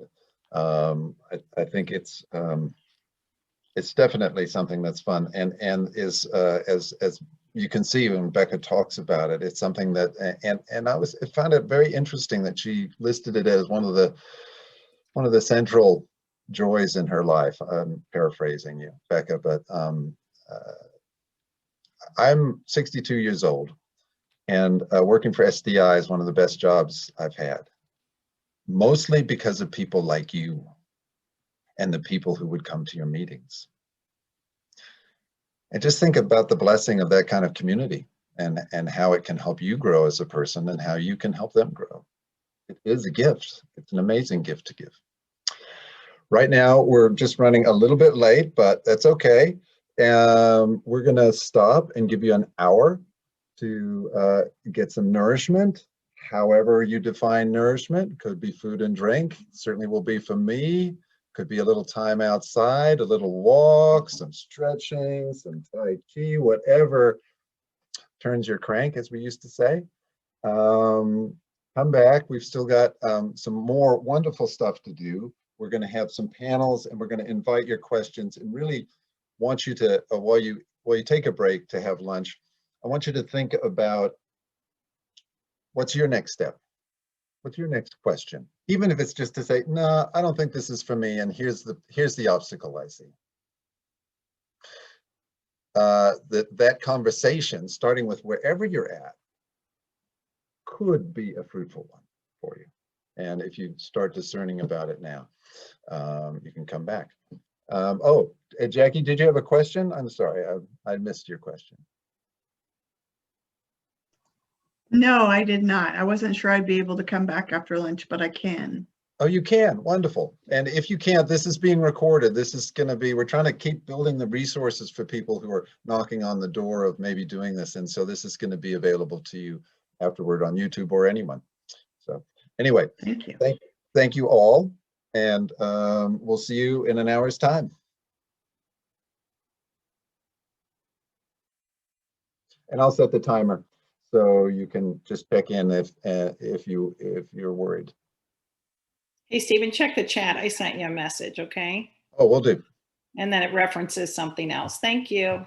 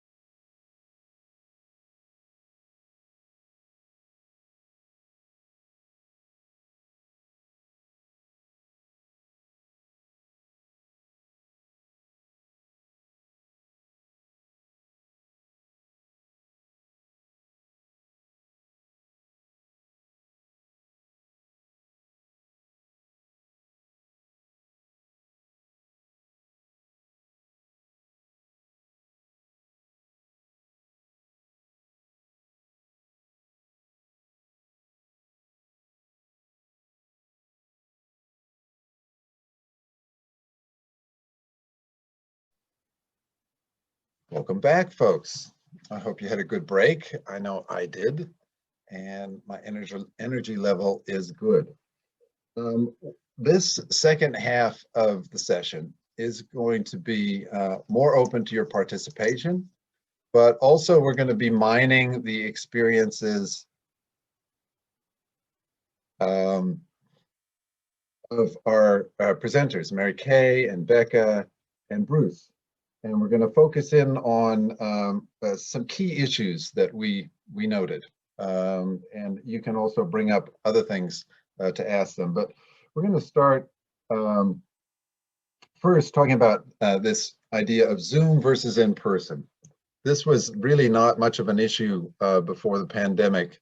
Now it's become such an issue that some of you here are very interested in continuing once they can meet in person in a hybrid kind of situation where you're doing some Zoom. We heard Mary Kay's plans for that with her group. There are a lot of advantages with Zoom, convenience being one of them. And one of the things I've discovered in doing a lot of activity, all our webinars and stuff, is that spirit or the universe is not limited by the fact that we're connecting via technology. There's been some wonderful connections that happen all the time. I'm sure for you too. You know, where our hearts are open, it still happens. And you know, when people are distant or we can't get together, it's just an amazing resource. So I'm going to highlight our three presenters, and we're going to look at the guidelines they use and the lessons they've learned about this idea of Zoom versus in person. And we'll be inviting your comment first. But I think I'm going to start. Becca, I know you have some good ideas about this, and I'm going to spotlight you presenters, and off we go. If you have something to say, go for it. I don't mind jumping in. So our Tampa group has been together and really misses being together in person. My sense is that we will return to in person as soon as it's safe to do so. You know, we're meeting in a church right now, and each church has its own guidelines. So of course the host may be dictating whether or not we do, but most of us are getting to the point where we're vaccinated. So I imagine we'll have that conversation again in the next few weeks or months.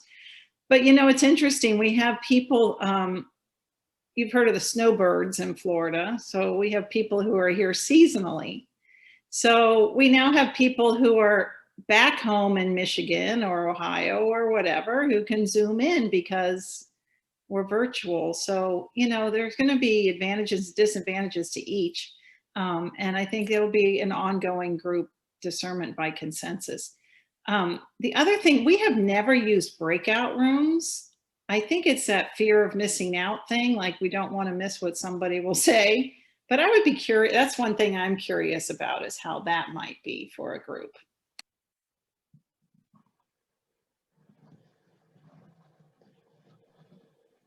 We do use breakout rooms regularly, and it's takes the giant screen and puts it into more 5 or 6 people. And we always have a facilitator in the group, someone designated with those set of questions, which seems to keep the discussion kind of focused. And the one thing I can say about Zoom is that we're hoping, you know, we are a new group, but that relationships have been built over Zoom that then will carry through and strengthen our in-person gatherings. We have used, I'll pick up on the questions asked. We've used breakout groups for small, either 2 people or 2 or 3 people. If we felt like there was a conversation that we wanted everyone to hear about, we would ask the groups to report back and talk about what they talked about so that people could get a flavor of what went on in the small group. But you know, the thing is in a smaller group, people will say stuff they won't say in a large group. There certainly are a lot of spiritual directors who are pretty introverted, and to speak in a group larger than 4 or 5 people is something they just won't do. So breaking people into smaller groups allows for conversation, allows people to get more engaged than they would in a group of even 8 or 10. So I think we're not sure when we might go back to in-person gatherings. I think we're planning another session in May. We won't try to meet again, I think, until probably sometime in September. And my sense is the ideal would be to have a setup where we could be streaming a meeting where people are together in the room. the building that we're in has a Wi-Fi set up. If we could set up someone's laptop or whatever to be there, and we could be streaming it while, so people who can't come in can do it that way. You know, whether that'll work or not, the issue is always going to be technology issues, and having someone get that set up and having someone monitoring it.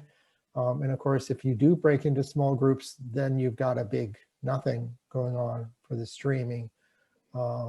So I think it was Mary Kay, you were talking about the combination of doing some Zoom and then other ones where they are intentionally in person, longer term periods, but you know, that's a possibility. I don't know if it will go that direction. I think so much depends on geography too. I mean, even here in Florida, Jacksonville, I've never been to Jacksonville, but Jacksonville's really spread out. It could take over an hour to get from one. Northern Virginia may be the same way. It is there, but so if that's like a thing that's going to really be a barrier for people being able to be together, it may be more Zoom prone. So just something to consider. Are you open to comments from others or just the presenters right now? It's open. Okay. Yeah, so I know during this pandemic, I have been able to connect with people around the world, people I never would have connected with in normal times. I wouldn't have had the time or maybe the inclination, but I don't know that the opportunities were there. So I'm, you know, going forward, I don't know that I will drive several hours to go to a meeting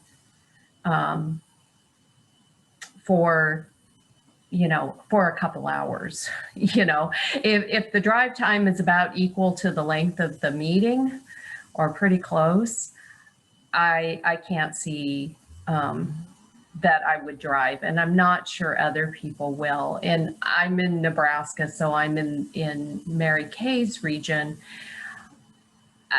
You know, I'm I don't know, a couple hours from Atchison, but there are so many more people that are so much farther away. I just think that people won't likely go in person if they are not connected in some way to the Sophia Center, probably, if that's where they have them. So I had mentioned about a hybrid organization, which is more than just doing maybe some meetings online and some in person, but that's such a large region. I just don't feel like the few of us who are on the planning meeting really represent everyone in that region. That I was really thinking that maybe it should be a hybrid kind of organizational structure, which might split into maybe 3 or 4 regions, but that we cooperate with each other to offer some programs, particularly when they're online programs. I don't see a lot of reason to duplicate efforts to each, to smaller regions, each creating their own.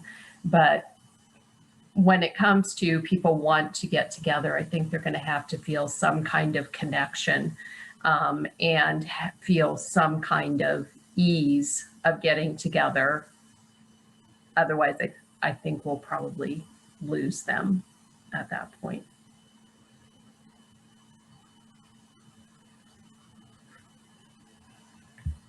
Well, I think that it is typical of all three of the cases that we've looked at, case histories, that they are always changing and always adopting new ways of doing things, keeping their core goals. And so I would say, if it seems like a good idea, definitely worth looking at, and that you and Mary Kay obviously could talk further about how there might be cooperation or some sort of regional work in Nebraska that fit in sometimes with the Heartland group. Brother Dan, I wonder, you started and had a great start in Indianapolis, and then the pandemic hit, and I think you, as I recall, you were trying to come up with something, and then perhaps didn't turn out the way you wanted. I wondered if you'd share your story and with us, please.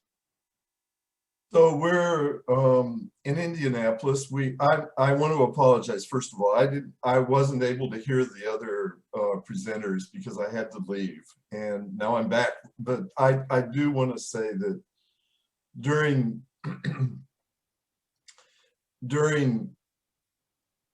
February of last year, we gathered spiritual directors in Indianapolis out of a sense that people were being defined by their training buckets. So people that were trained in certain settings were knowing each other, and they felt like they were cohorts. But then they didn't know, for example, the people trained at the monastery didn't know the people trained at a new, largely evangelical setting. And then there were people that had trained all over the country at Hayden and at Portland and in many places across at Shalem. They trained, and they were just out there kind of floating and not necessarily connecting. There were also denominational buckets where people knew each other across training lines, but weren't getting together in any other way. And it almost ended up in a place where people were unable to get any energy, and they weren't meeting new people, and they actually weren't doing much. So the idea came up, let's create a community. And we worked at it for 4 months, and we had a really fabulous first start on February 22nd. And you all know the dates. People were there, they were excited. It was a wonderful getting together, person to person. Some people traveled from Chicago for this, from the, Gary, that whole area. So they traveled 180 miles to be in this. They really wanted it. So we got emails, and we got a sense that let's do this again at a certain point. And then the pandemic became real, and we couldn't figure out the next step. People were confused. They weren't sure what they couldn't do maybe I would like to say, especially in this state. And so we kind of just went dormant. We did regather in June with a really good gathering of nearly 40 people. And we actually had attracted some people that heard about us in the meantime. But from that point on, it's been hard to know the next step because we weren't sure of the next light. We weren't sure of the light at the end of the tunnel.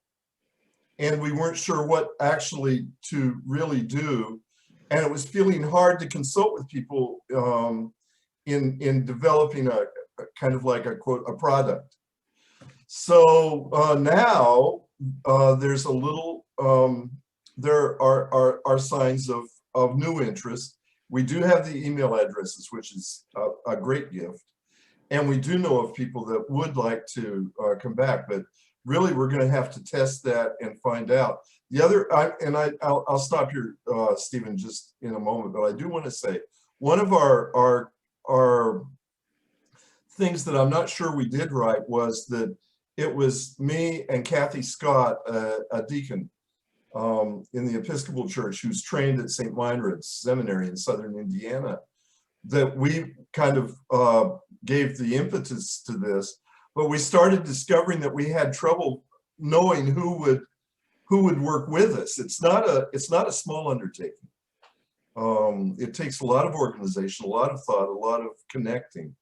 And we found that we could go ahead and keep doing this forever, but we're not sure how to really reach out and find people that might buy into the process.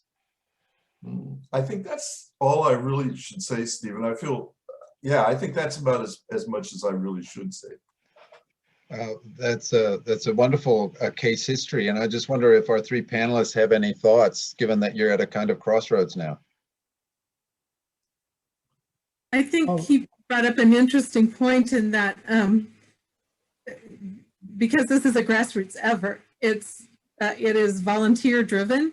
I mean, all of us are volunteers in this, and so really your volunteers get to set the agenda and move things in the direction.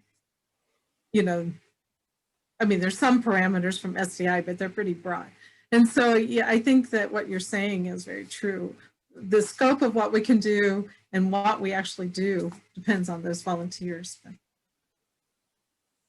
How do you get more volunteers? Can I say something? When in our group, we have a, well, this is where that member of silence in our group takes over. In the last 30 minutes of our gatherings, it's not like one of us who has been filling some role is expected to step forward for the next time. It has to come from within the group if it's to occur. So we go into a period of discernment, and sometimes we sit there as we, become more aware of what's of collective interest. And it comes from that grassroots place. And then we sit there again until someone says, I'll be willing to lead the reflection. And I'll be willing, and then someone else says, and I'll be willing to compile notes from the resources. And those people are different every time. I mean, I send out the emails, but that's not a huge deal. Mary Ann does the notes, that's a bigger deal. But the content for our gatherings is really from the group if it's to occur. And that's interesting, Becca, because for the group that I have, there are not a lot of people wanting to step up to take leadership. Now, we've not made it that structured, that building it in where here someone has to step up. A few people want to do stuff, but we've not had people rushing to say, oh, I want to take on a big job. And that's why we've kept it much more informal, and people can, they can self-propose something, something that they know or something that they can do. Or we've gone and people have said, well, we do something on this? And Kim and I have looked around or checked with people we know or whatever, and sort of we'll find someone. Yeah, it's a different way of getting the leadership, the presentation.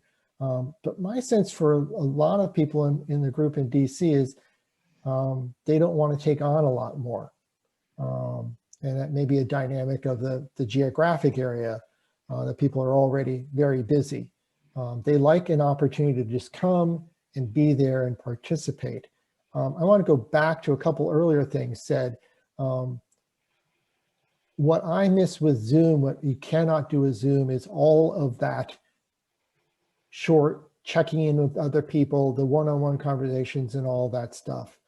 And so I cannot see us just continuing in Zoom. It's been a way to cover for the meantime. So much of the time in that group is just sort of walking up to someone and say, well, what's going on? And you spend 5 or 10 minutes and then there's someone else. And this format doesn't allow that. I also want to comment something that Dan said in terms of people's and their identity with programs. And maybe it's because I'm from Washington, DC, and I call the Shalem program the big gorilla in the area. Whenever I talk about being a spiritual director, everyone says, oh, so you did Shalem. No, I didn't. And there's so many people in the area that were either or still are, or have been very involved with Shalem, that it tends to, you tend to get, and Shalem creates a very insider feel. People really identify with Shalem. So we've really worked at trying to not identify with any one group. When I talked about when we were the group, I was in the group that was started from the Washington Theological Union. I was very clear I was an outsider. People were welcoming and people were friendly, but I always felt an outsider when the leader of the group could turn to the nun in the group and say, well, sister, what should we do? You know, it's sort of like, okay, that's how the structure works here. And I think those of you who are affiliated with training programs, that's a good thing and that's important, but you got to keep your touch light, so that people don't feel like an outsider or feel like I don't really quite belong here, or they're just letting me visit here. And that's a perfect fit with our goal at SDI, which is the public square of spiritual direction, spiritual companionship, where everyone's welcome to enter as they are, and it enriches everyone. You know, I know, Marianne, you've got your hand raised. Love to hear you in just a second.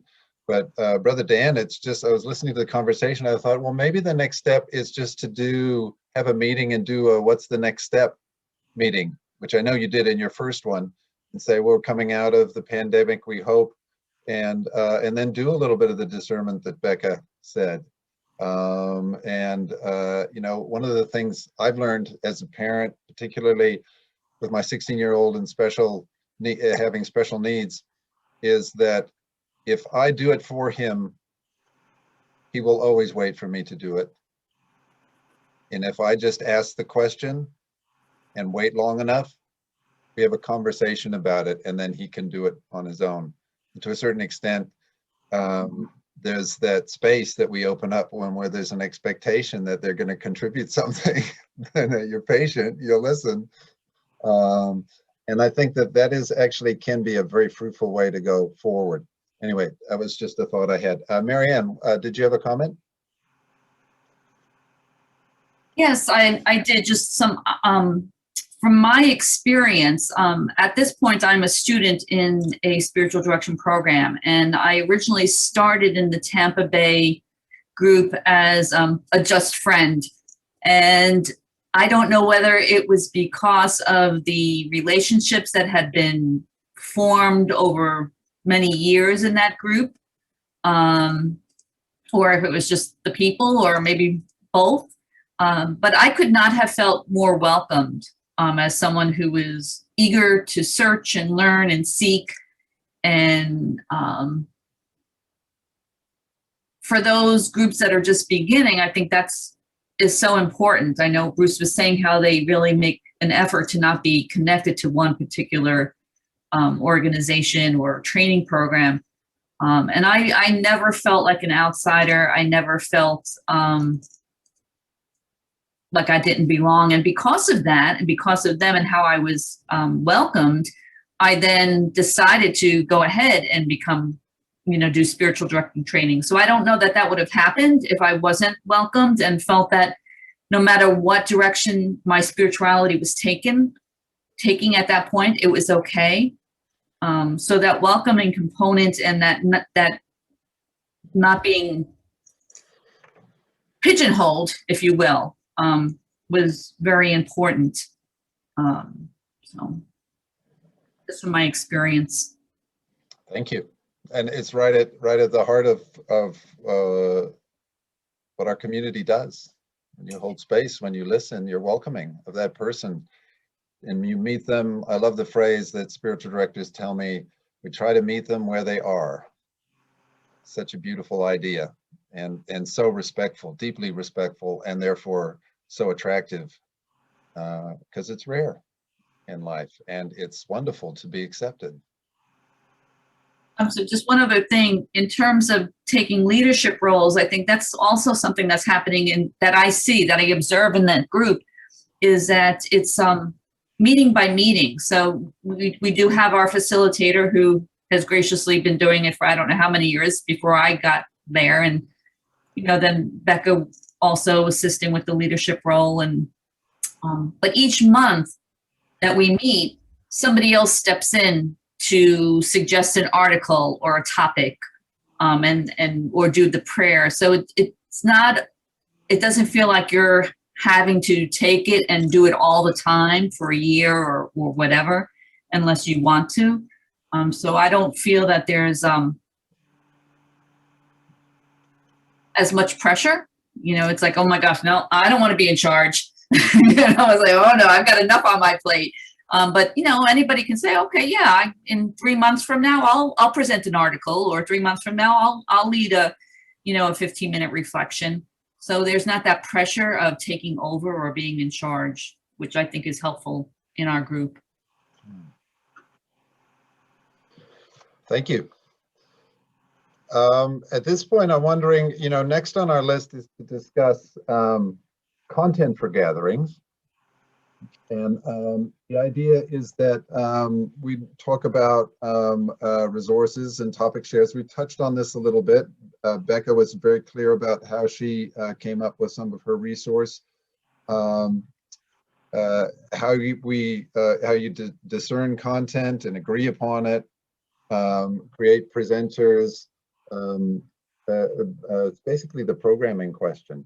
And so I'll open it up to the panelists, and then we can take some further questions and conversations. Stephen, there were also a couple remaining questions on the, Carl and Mary both had their hands up. You want to cover those first, or you want to go? Yes, please. I missed that. Go ahead, Mary or Carl. Mary, you go first. Thank you. I just wanted to make two comments. One regarding the hybrid option. What we are planning to do, just as a reminder, I'm in Allentown, Pennsylvania.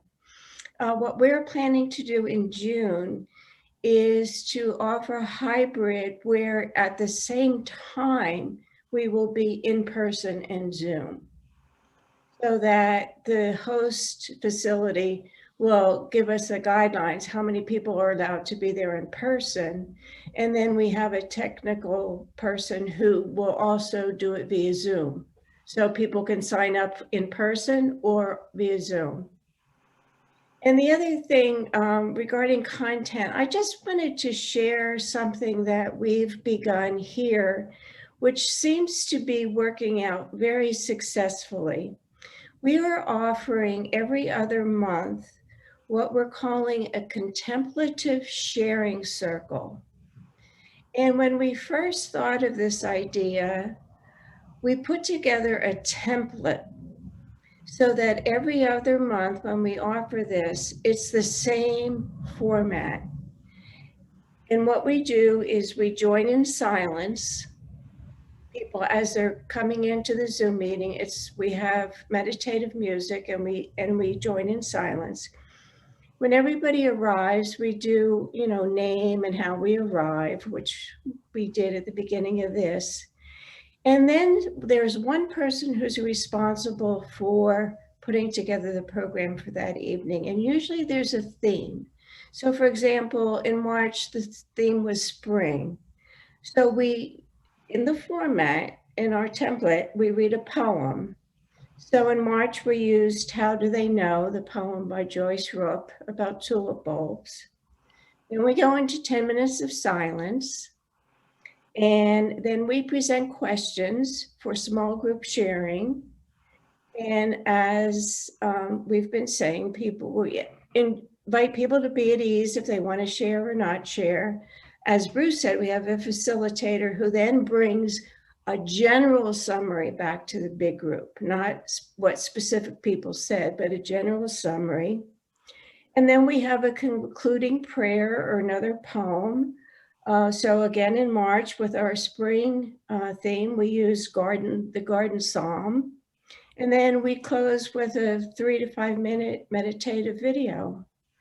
And it's been working out wonderfully. So whoever is in charge, that's the format they follow. And then we have one person who has agreed to do all the technology. So I just wanted to share that because it's been working out wonderfully. Thank you. That's marvelous. And please keep me apprised of how you go with doing, as Bruce was thinking about, doing both the live and the hybrid and the Zoom at the same time. Which it sounds amazing if you can get the Zoom part of it to be a good thing for them. Anyway, thank you. Carl, I know that you've been organizing a group in Louisville and that you also were thrown a bit of a curve by the pandemic. Do you have a question for us or a comment? I just wanted to share some of our experience, if I may. Sure, please do. So we started in 2019, before the pandemic. We met for about a year, and we decided at that point to meet about every other month. And that's been going great. And then the pandemic came. And so we quickly switched to virtual, but Louisville's an interesting community because we've got really a long history of spiritual direction, but more recently the training programs are not continuing. So we've got a number of spiritual directors and a number of spirituality centers in town, but there was not any way for spiritual directors to get together. And like Becca, when we talked about getting together and what we would want, people in our group were pretty clear that we didn't want kind of a program-driven meeting. We have enough educational opportunities around, so we really decided to do it around conversation. And so we've had different topics, like certainly like some of you said, coping with the pandemic.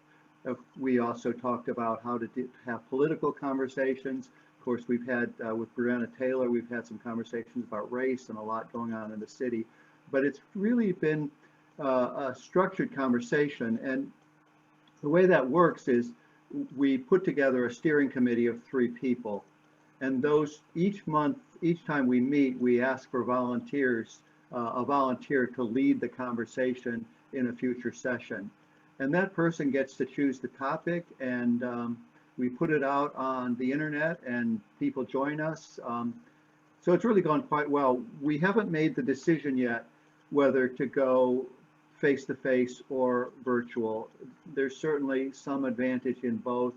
It sure is great not to have to drive all over the city to get to meetings, but we miss a lot too by not meeting face-to-face. So we're still working on that. And I just want to comment about meeting time, because we meet 5 times a year, every other month. We skip the summer. We meet on a late afternoon. Towards the end of the workday, we meet from 4 to 5:30, and that really has worked out well for us. So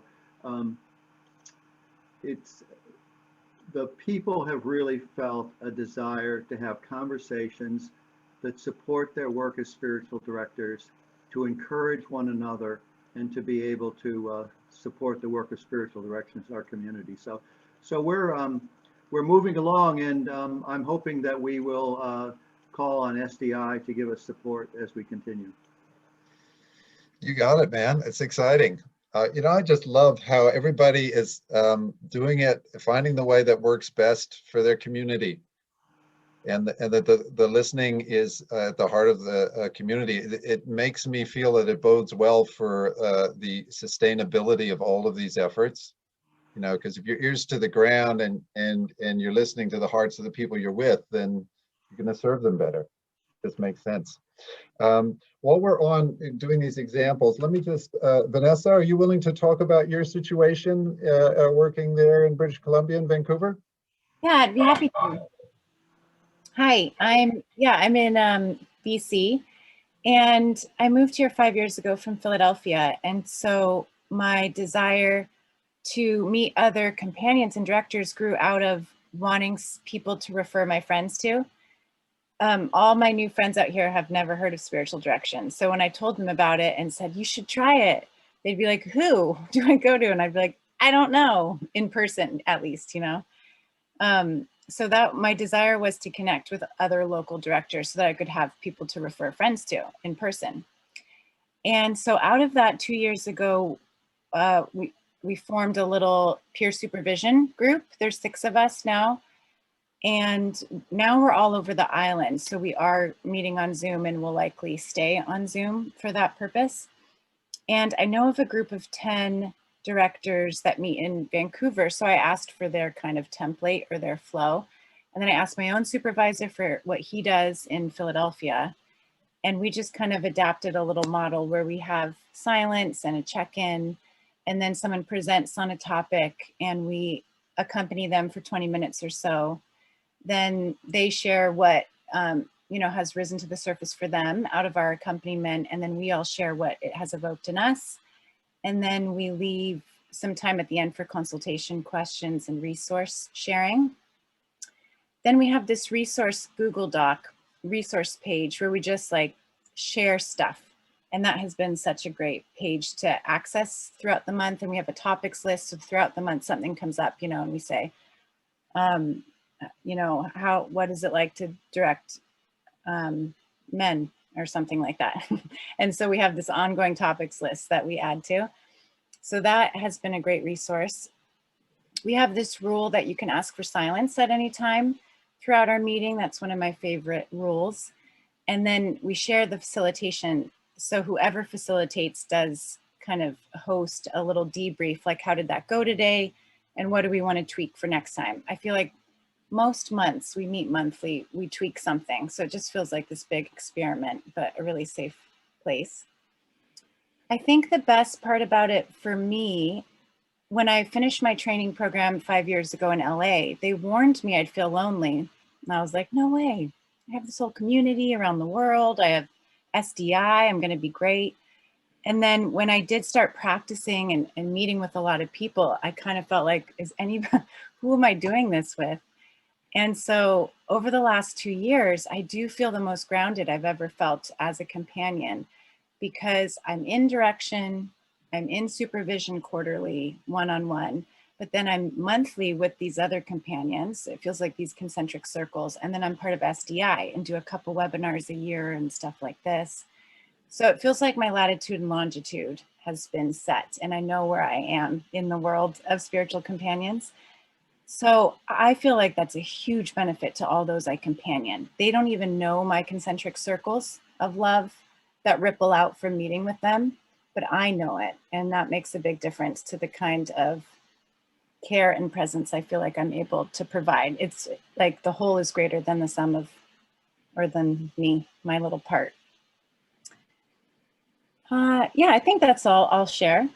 If you know of anyone in our area and we could connect them to me, I'd love that. I'll work with Stephen to get something out on those mailing lists. For sure. What a wonderful, just was so many things you said sparked with me the shared document. So easy to do on Google Docs and a great way to get people sharing ideas. The idea of loneliness, which is not, you're not the first spiritual director I've heard say that, I'll say that much. And that these local groups can provide grounding and networking. I mean, you were in a very altruistic way wanting to have other people to refer to because it was just good for your, your friends and stuff. But it's also good for their business. And what I want as working for SDI is for every spiritual companion to be wildly successful. No, I'm all full up. I can't take anybody else, because I see this as a calling that deserves to be a viable job. And, those of you who know me know that we've done webinars on how to make a living. And it's not easy, but it is possible. And one of the ways that it is possible is by having the support of other people who understand. So that's what you do. Becca. Vanessa, I really appreciate you articulated so well the value that sounds like a peer group model brings to your life. And that's an image I've had for our group in Tampa. It almost feels like a supercharged peer group. Now, we wouldn't bring the content from actual sessions we have with our directees. In this case, we would take that to our individual peer group, but it's that kind of environment, I think, that we aim to create, that how you articulate so well, that opening, setting the stage for our time together, and one person presenting something that's bubbling up. And so many of our topics come from what's stirring in us as we're listening to others. So that's similar to a peer group, right? But maybe on a broader scale. You know, many of us in the election season and other were accompanying people. There was a great deal of inner conflict. So that came up in our group as something that we needed to look at in ourselves and collectively. So I don't know, that supercharged peer group sort of works in terms of how I view our group in particular. Mm-hmm. Thank you, Vanessa. And Jackie Turner has a group that she meets with in Nevada. Jackie, would you mind telling your story, sharing it with us? This is so interesting. I'm learning so much. Good, that's the whole idea. Excellent. Yeah. The problem with Nevada is it's this long state, and it's about a 7-hour drive from the top to the bottom, where the two groups of people live, right? Reno and Las Vegas. So we're finding that using Zoom is allowing us to connect with each other in our state for the first time. We have a training program for spiritual directors, and we were starting our 3rd cohort when everything shut down. So we went on Zoom, and what we found is that we can do both North and South together. Plus we got a Californian and an Idahoan, and that was just a nice surprise. But that issue about not getting to meet in line for food, you know, and chat, we decided to add a monthly lunch hour where we just get together and catch up with each other. And so that sort of helped that a lot. In Southern Nevada, they did a thing they call going deeper. And it was an in-person gathering where they would invite a speaker every month. But what I'm realizing now, it went online as well. And so it again connected all of us. But this is really what you guys are talking about. It's people that are interested in spiritual things. Most of them are spiritual directors. Many of them aren't. But I'm realizing that the guy that runs it, who works with us in our organization, that he's been doing it all alone, and he's been bringing in speakers for a couple of years, and it's got to be getting really hard. So I was just texting him on the break about maybe finding a team to help with that, and possibly bringing in TED Talks and podcasts and all those things you all have mentioned, because I hope we can stay on Zoom in Nevada. Not just the distance, but the weather can be a huge issue.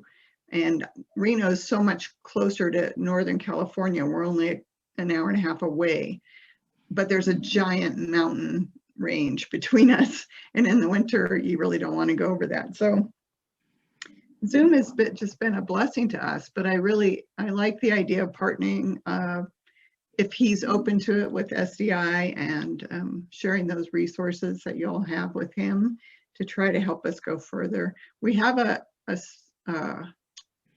supervision group that I do. I'm a supervisor for the Carson City cohort, and they've also gone virtual, and they do something very similar to what Vanessa does. It's a contemplative model of supervision. And because of the pandemic, most of them have lost a lot of their directees. So now we're going to try narrative circles, which is a training that I set in on that Steve did recently.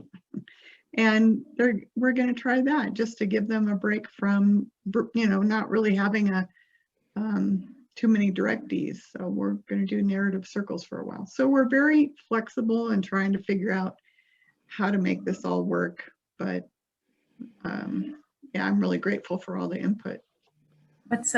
What are narrative circles? Just a brief overview. Maybe Stephen could explain. Sure. Narrative circles are really devised by Diane Millis. She's an author, a spiritual director, teacher from Minnesota. She has a book which is published by SDI Press called Recreating a Life. And it's just about the power of story in engaging spiritually and reaping all the benefits that has. And anybody, if you realize when someone asks you about yourself, you just tell them information, right? Telling a story, even if you're just saying, here's my social security number, you know, or, well, this is my job, or, you know, I live in such and such. We're always telling stories, and we're telling stories about other people. The narrative circles invite, it's kind of a group spiritual direction, invite people to listen, and it's time constrained heavily. I think it's a 15-minute kind of thing. You get through it, you can get through it in like 40 minutes or something. I forget how exactly it works. And it can be done in one of these meetings with 30 or 40 people, just groups of 4. But we did I think just a webinar. And if you start your group, I can get you the webinar for free. It doesn't cost that much anyway, but that could be a fun webinar to use, because you could watch it and then maybe you could practice it the next time. I mean, you can see how it was. What I do is, if you're interested and you're starting a group, is I let you sample some that you think you're interested in, so you can actually watch them with your group and then see if it's something that you want to plan on. So then the topic, I mean, there's sort of there's a structure in the topic you would do at each meeting. Yeah. So not a lot of planning. You just get together, have whatever it is to talk about, and then that's the process, right? Well, I won't. Diane has a specific rules about how to do it. It's actually quite simple, but definitely worth Googling it. She probably has written about it on her website, Diane Millis, Millis, Narrative Circles, and her website's cool. And she also covers it in depth in her book, Recreating Life. So thank you. Thanks. Anyway, thanks. So we were going to talk a little bit about content, and I'm watching our time, and I'm aware that we're in our last hour. I'm so pleased that it's just flowing along like, I don't know, a stream flowing by us on a gorgeous spring day, with a lot of sense of natural ease. So I'm going to look to you, Becca, Mary Kay, and Bruce again to talk a little bit about your content, and also as you listen, folks, and you have questions or thoughts about content. We've been talking about content anyway, but please give us your questions too. Bruce, Mary Kay, Becca?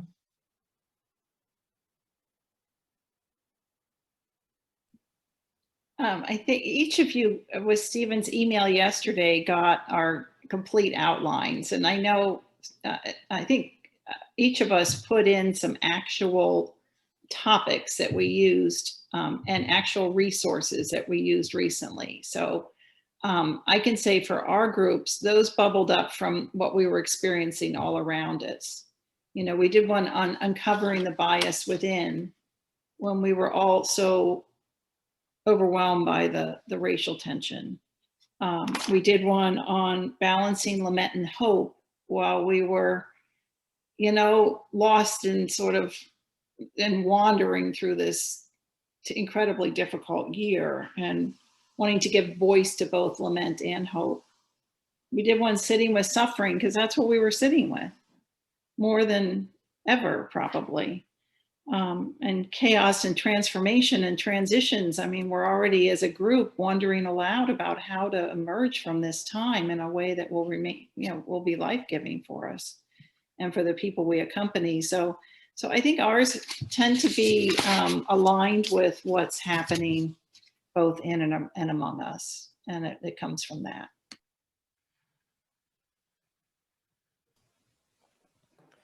I will say that that's also the process that, you know, the planning team is now the bulk of our life as a group has been the pandemic year, but it was like, where are we, and responding to the life that they were experiencing, and then also targeting it back to spiritual directors and what are spiritual directors dealing with around that issue. So that's kind of directed where we've gone so far.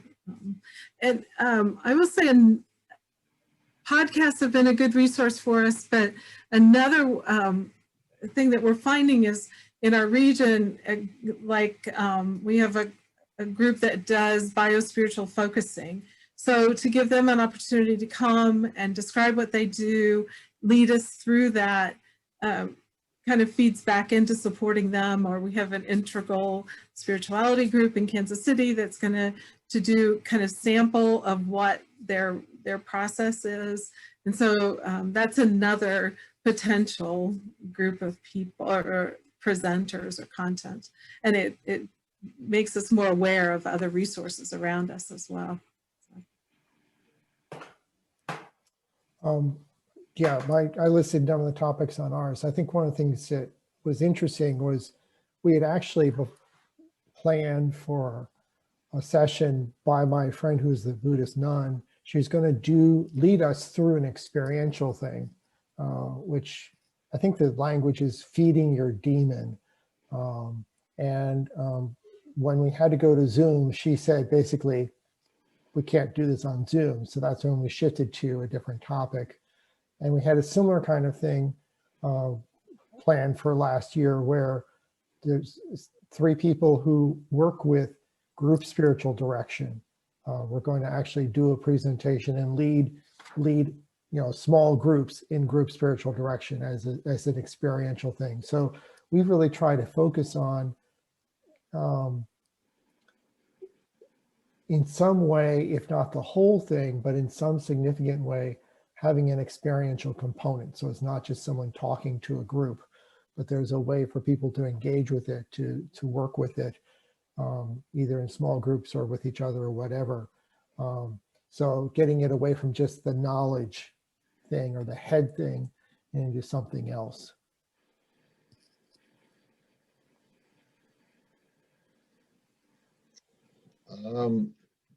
One of the things we have listed here, and I think if it's okay with you panelists, we might go to the breakout groups now, and then if people have other questions about content that maybe arise, we'd like to split you up into groups, and so that you can have a conversation for 10 minutes, talk about content. Even if you're not in a group, you don't have a community that you're currently with, you might muse about what you might like to do, or you might ask questions of the other person. It's all a chance to percolate a little bit more and discern.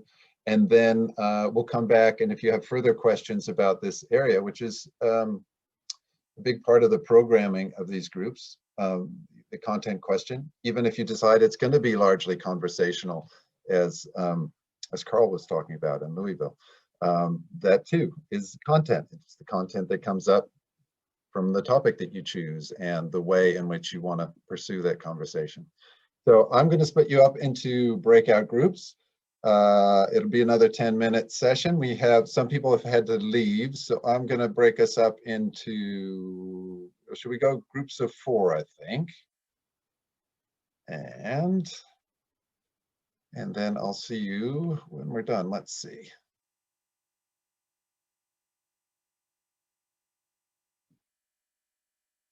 I'm always slower at this than I would like to be, however. Oh, it's the recreate button. I like that button. Okay. All right, here we go.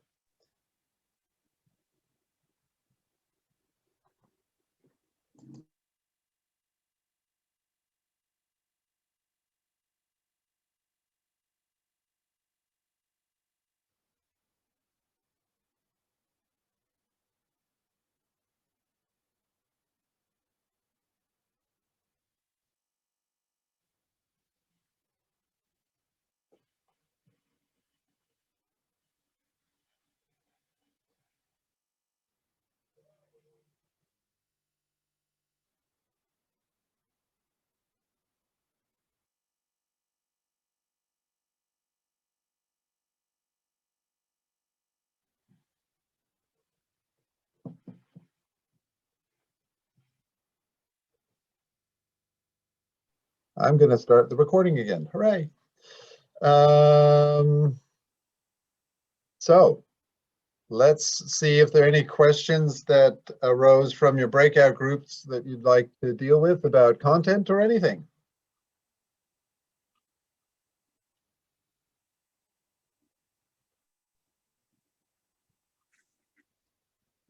or comments?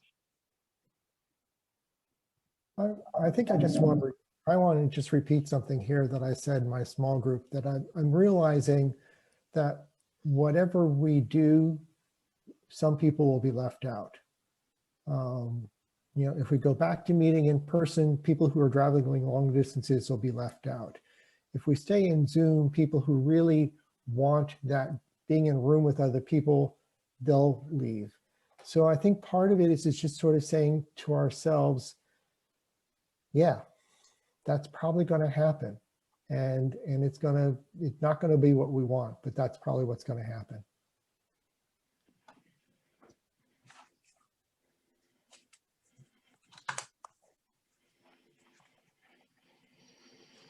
I think we were leaning towards some sort of a hybrid, you know, because there are, as Bruce said, advantages to each. And I wondered aloud, well, is this a good time to even start a brand new group in a region, or is it better to wait until you have the, you know, that personal connection? And someone mentioned the new contemplatives, how they began virtually, but also the importance of those in-person gatherings. So it really is a both and question.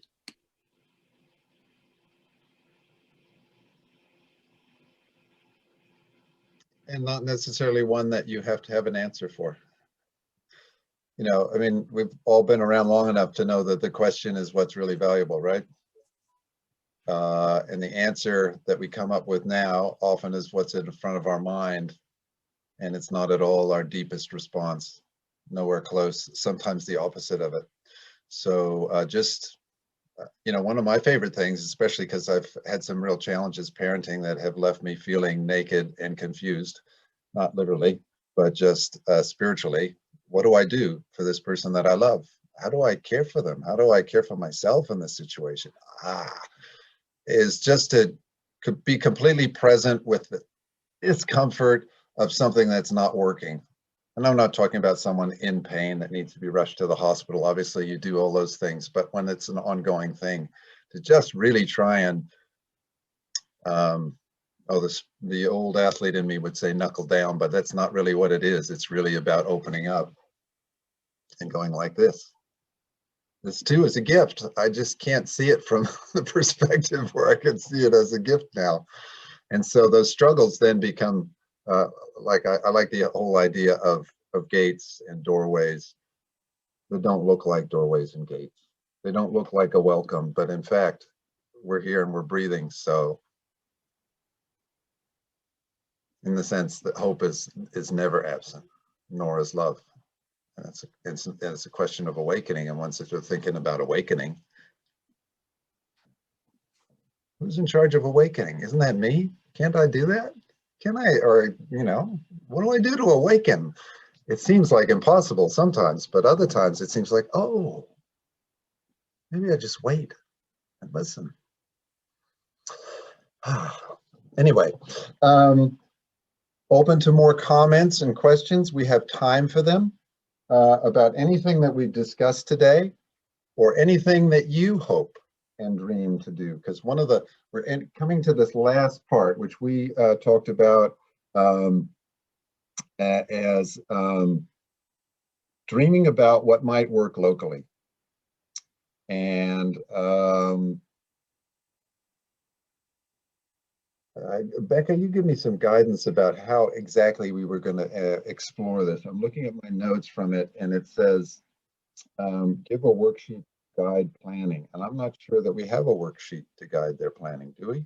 No, I think what it was though, you know, you've heard, well, not only our 3 models, but other people sharing around their groups. And, you know, it's almost like a menu options for your group. You know, I know for me and our group, we've gone with a pretty established structure and calendar. Others are more fluid. Others are presentation driven, and others are more conversation driven. So you've heard a lot of different options, and only you know, the particularities of your area. And so I think we were just hoping that maybe by this time in the day, you would have some maybe of more clarity than you had when you arrived this morning about which pieces you want to take with you and really take a closer look at. So we could do that in breakout rooms. It seems like as a large group, I mean, you'd have more of a chance to share. So I'd be inclined to do that, Stephen. Maybe what are your takeaways from this day? What building blocks might be helpful to really note and go back to your communities with? So how about a question like that? Yeah, I love that. Were you thinking that we do that in one large group or in breakout groups? I'd be inclined to go back to breakout groups, but I think more people would have a chance to speak that way. I'd be inclined to follow your intuition. Okay, so why don't we do that one more time? I know we just came out of that, but I know, but we're getting good at it. Love it, don't they? Yes, smile if you love it. Smile if you don't love it. Yay, you're all smiling. Okay, enough of my tomfoolery. I'm going to split you up into groups again, and remember, it doesn't cost anything to dream. You don't have to commit to dream. You don't have to add to your burdens. You can just dream. And wow, gets me excited just thinking about it. So I'm going to split you up into breakout groups, have a good chat. I'll give you another 10 minutes.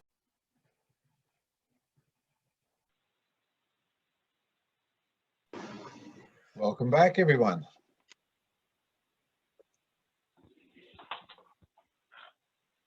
Thank you. Good to see you. Any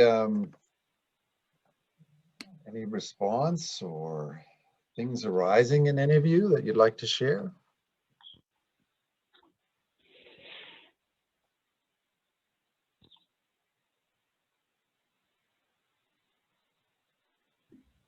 I have a question.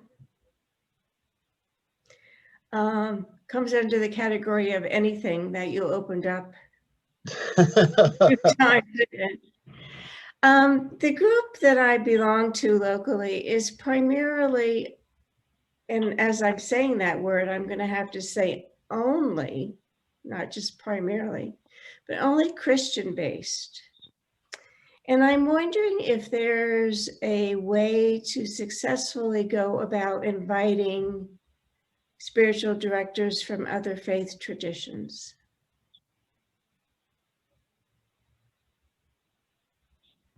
Well, that's where our list is good. I still think you'd probably get, given our membership, mostly Christian folks, but more and more we're getting people who are across the gamut of faiths, and folks like me who are spiritually independent, who train and become spiritual directors and spiritual companions. So if you send it to our list, you probably get more people. Carl? Well, I just had a question related to that, and maybe this is particularly directed to Bruce, because I wonder how you I wonder about the possibility of expanding beyond spiritual directors to chaplains and clergy. I wonder how you advertise that, and I wonder, and then when you do that, how do you keep your boundaries so that you're really kind of supporting and focusing on issues relevant to spiritual directors? I mean, I like the idea, but I just wonder how that works. Well, my starting point was I was a chaplain, so I put the word out into my chaplain network, and so could reach out to people that way. There certainly, if you're in an area that has any kind of a clinical pastoral education program, anything like that, you can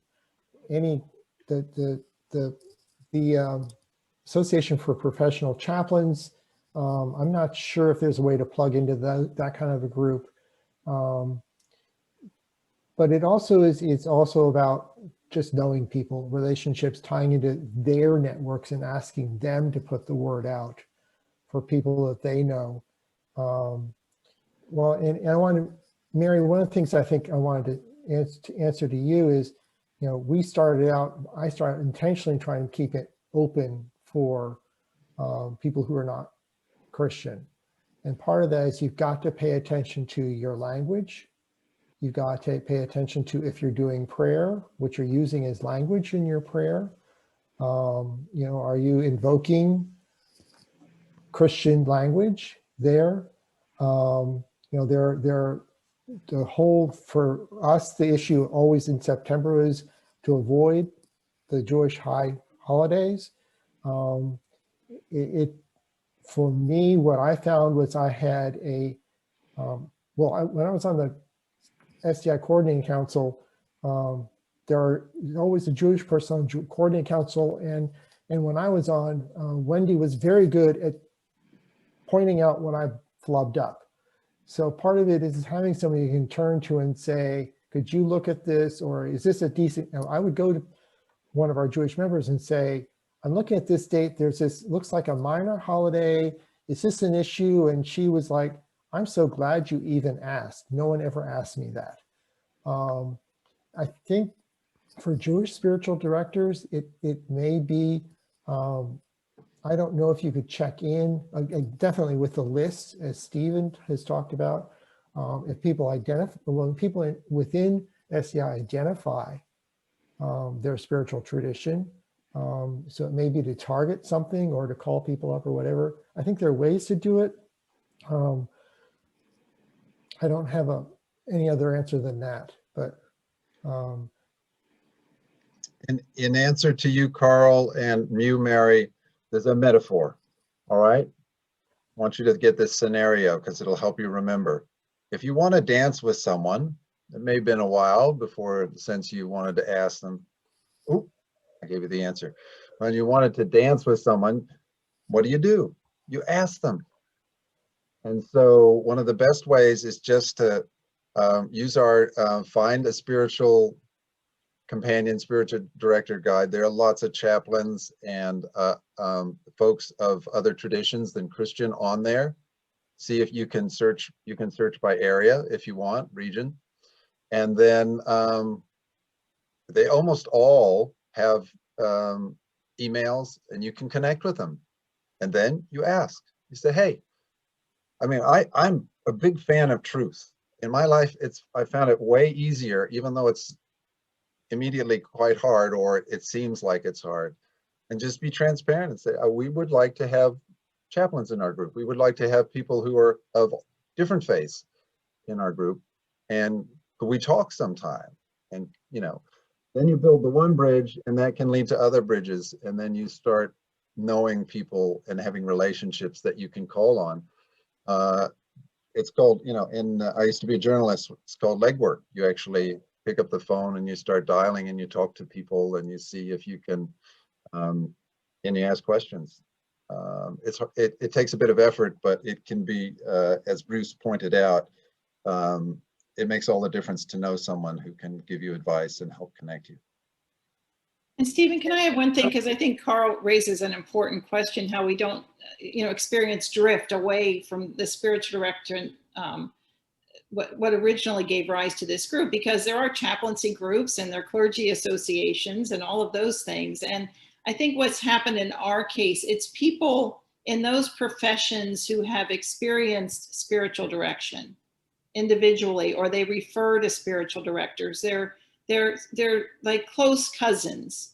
And so it's not like we just cast a wide open net, let's have a interdisciplinary group. This is primarily around spiritual direction, and some other people who are pretty connected tangentially. So. The other thing is, you know, when I talk to people who are in the listening field, caring professions, and that can include psychologists and all sorts of folks, they can find it fascinating, the whole approach of spiritual companionship, spiritual direction. And there is certainly good that comes from spreading our message. And it doesn't mean that it has to be diluted at all.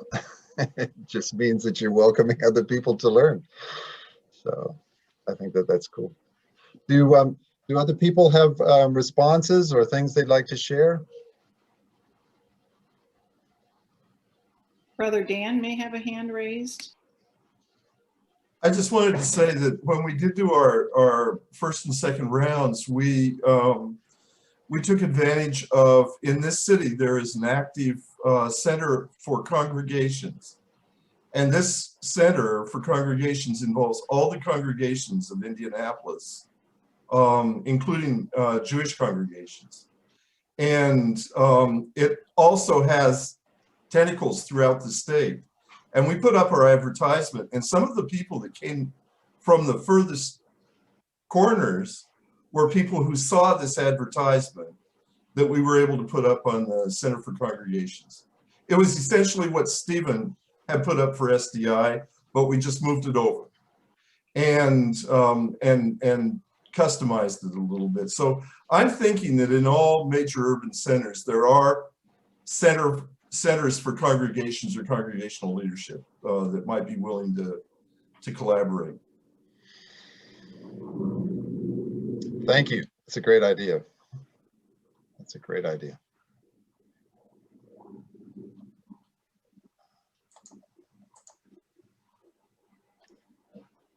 Can there be such a thing as a satisfied silence? I think that's what I'm feeling right now. I don't know about you folks. A few deep breaths. Raise that energy right up the spinal cord.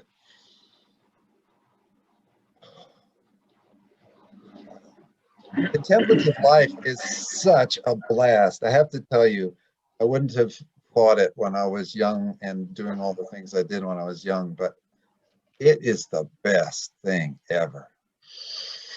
And I love it that it has so many different ways of flowering around the world and different traditions and different, and yet it's the same, right? We get at this mystical place through our bodies, through the fingers, for touching our skin. It's just so amazing. We'll never stop being enthusiastic. It's who I am. Sorry.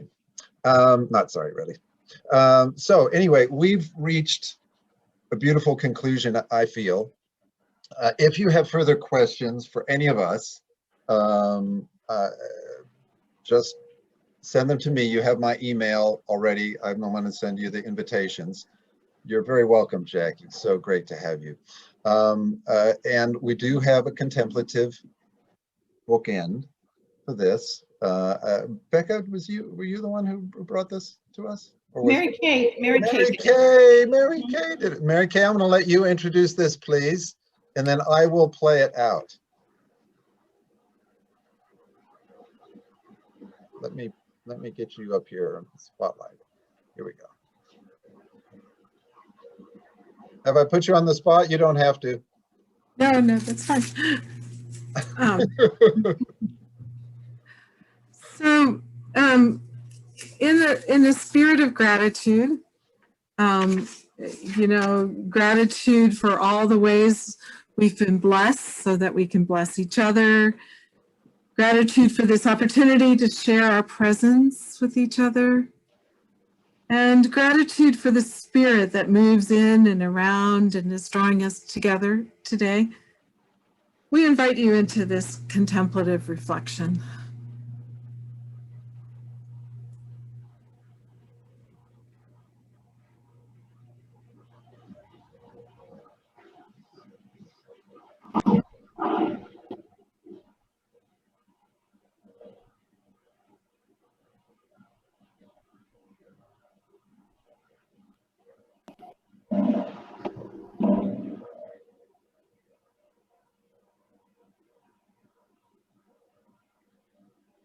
Never imagine, how do I give back to all of this magic and spread the love so everybody can have it. Doesn't matter if I'm rich or poor, if I got a family or if I'm all alone. Bad things happen, I can just complain and moan, but there's a million things that I can be grateful for. So I lift up my hands now, and I open my heart, and my gratitude goes out to everything near and far. All that I am, everything I am, and everything I see, everything I hope, and everything I dream, everything I feel, and everything I be. I look deep down and feel all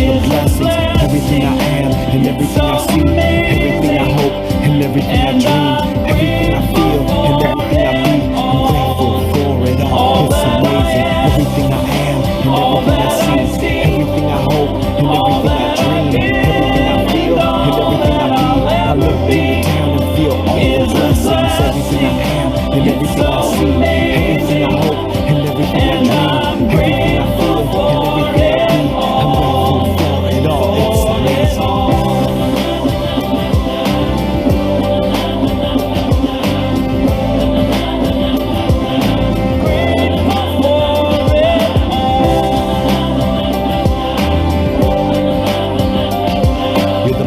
That exist, the small things that are bliss, the gift to realize that everything is a gift.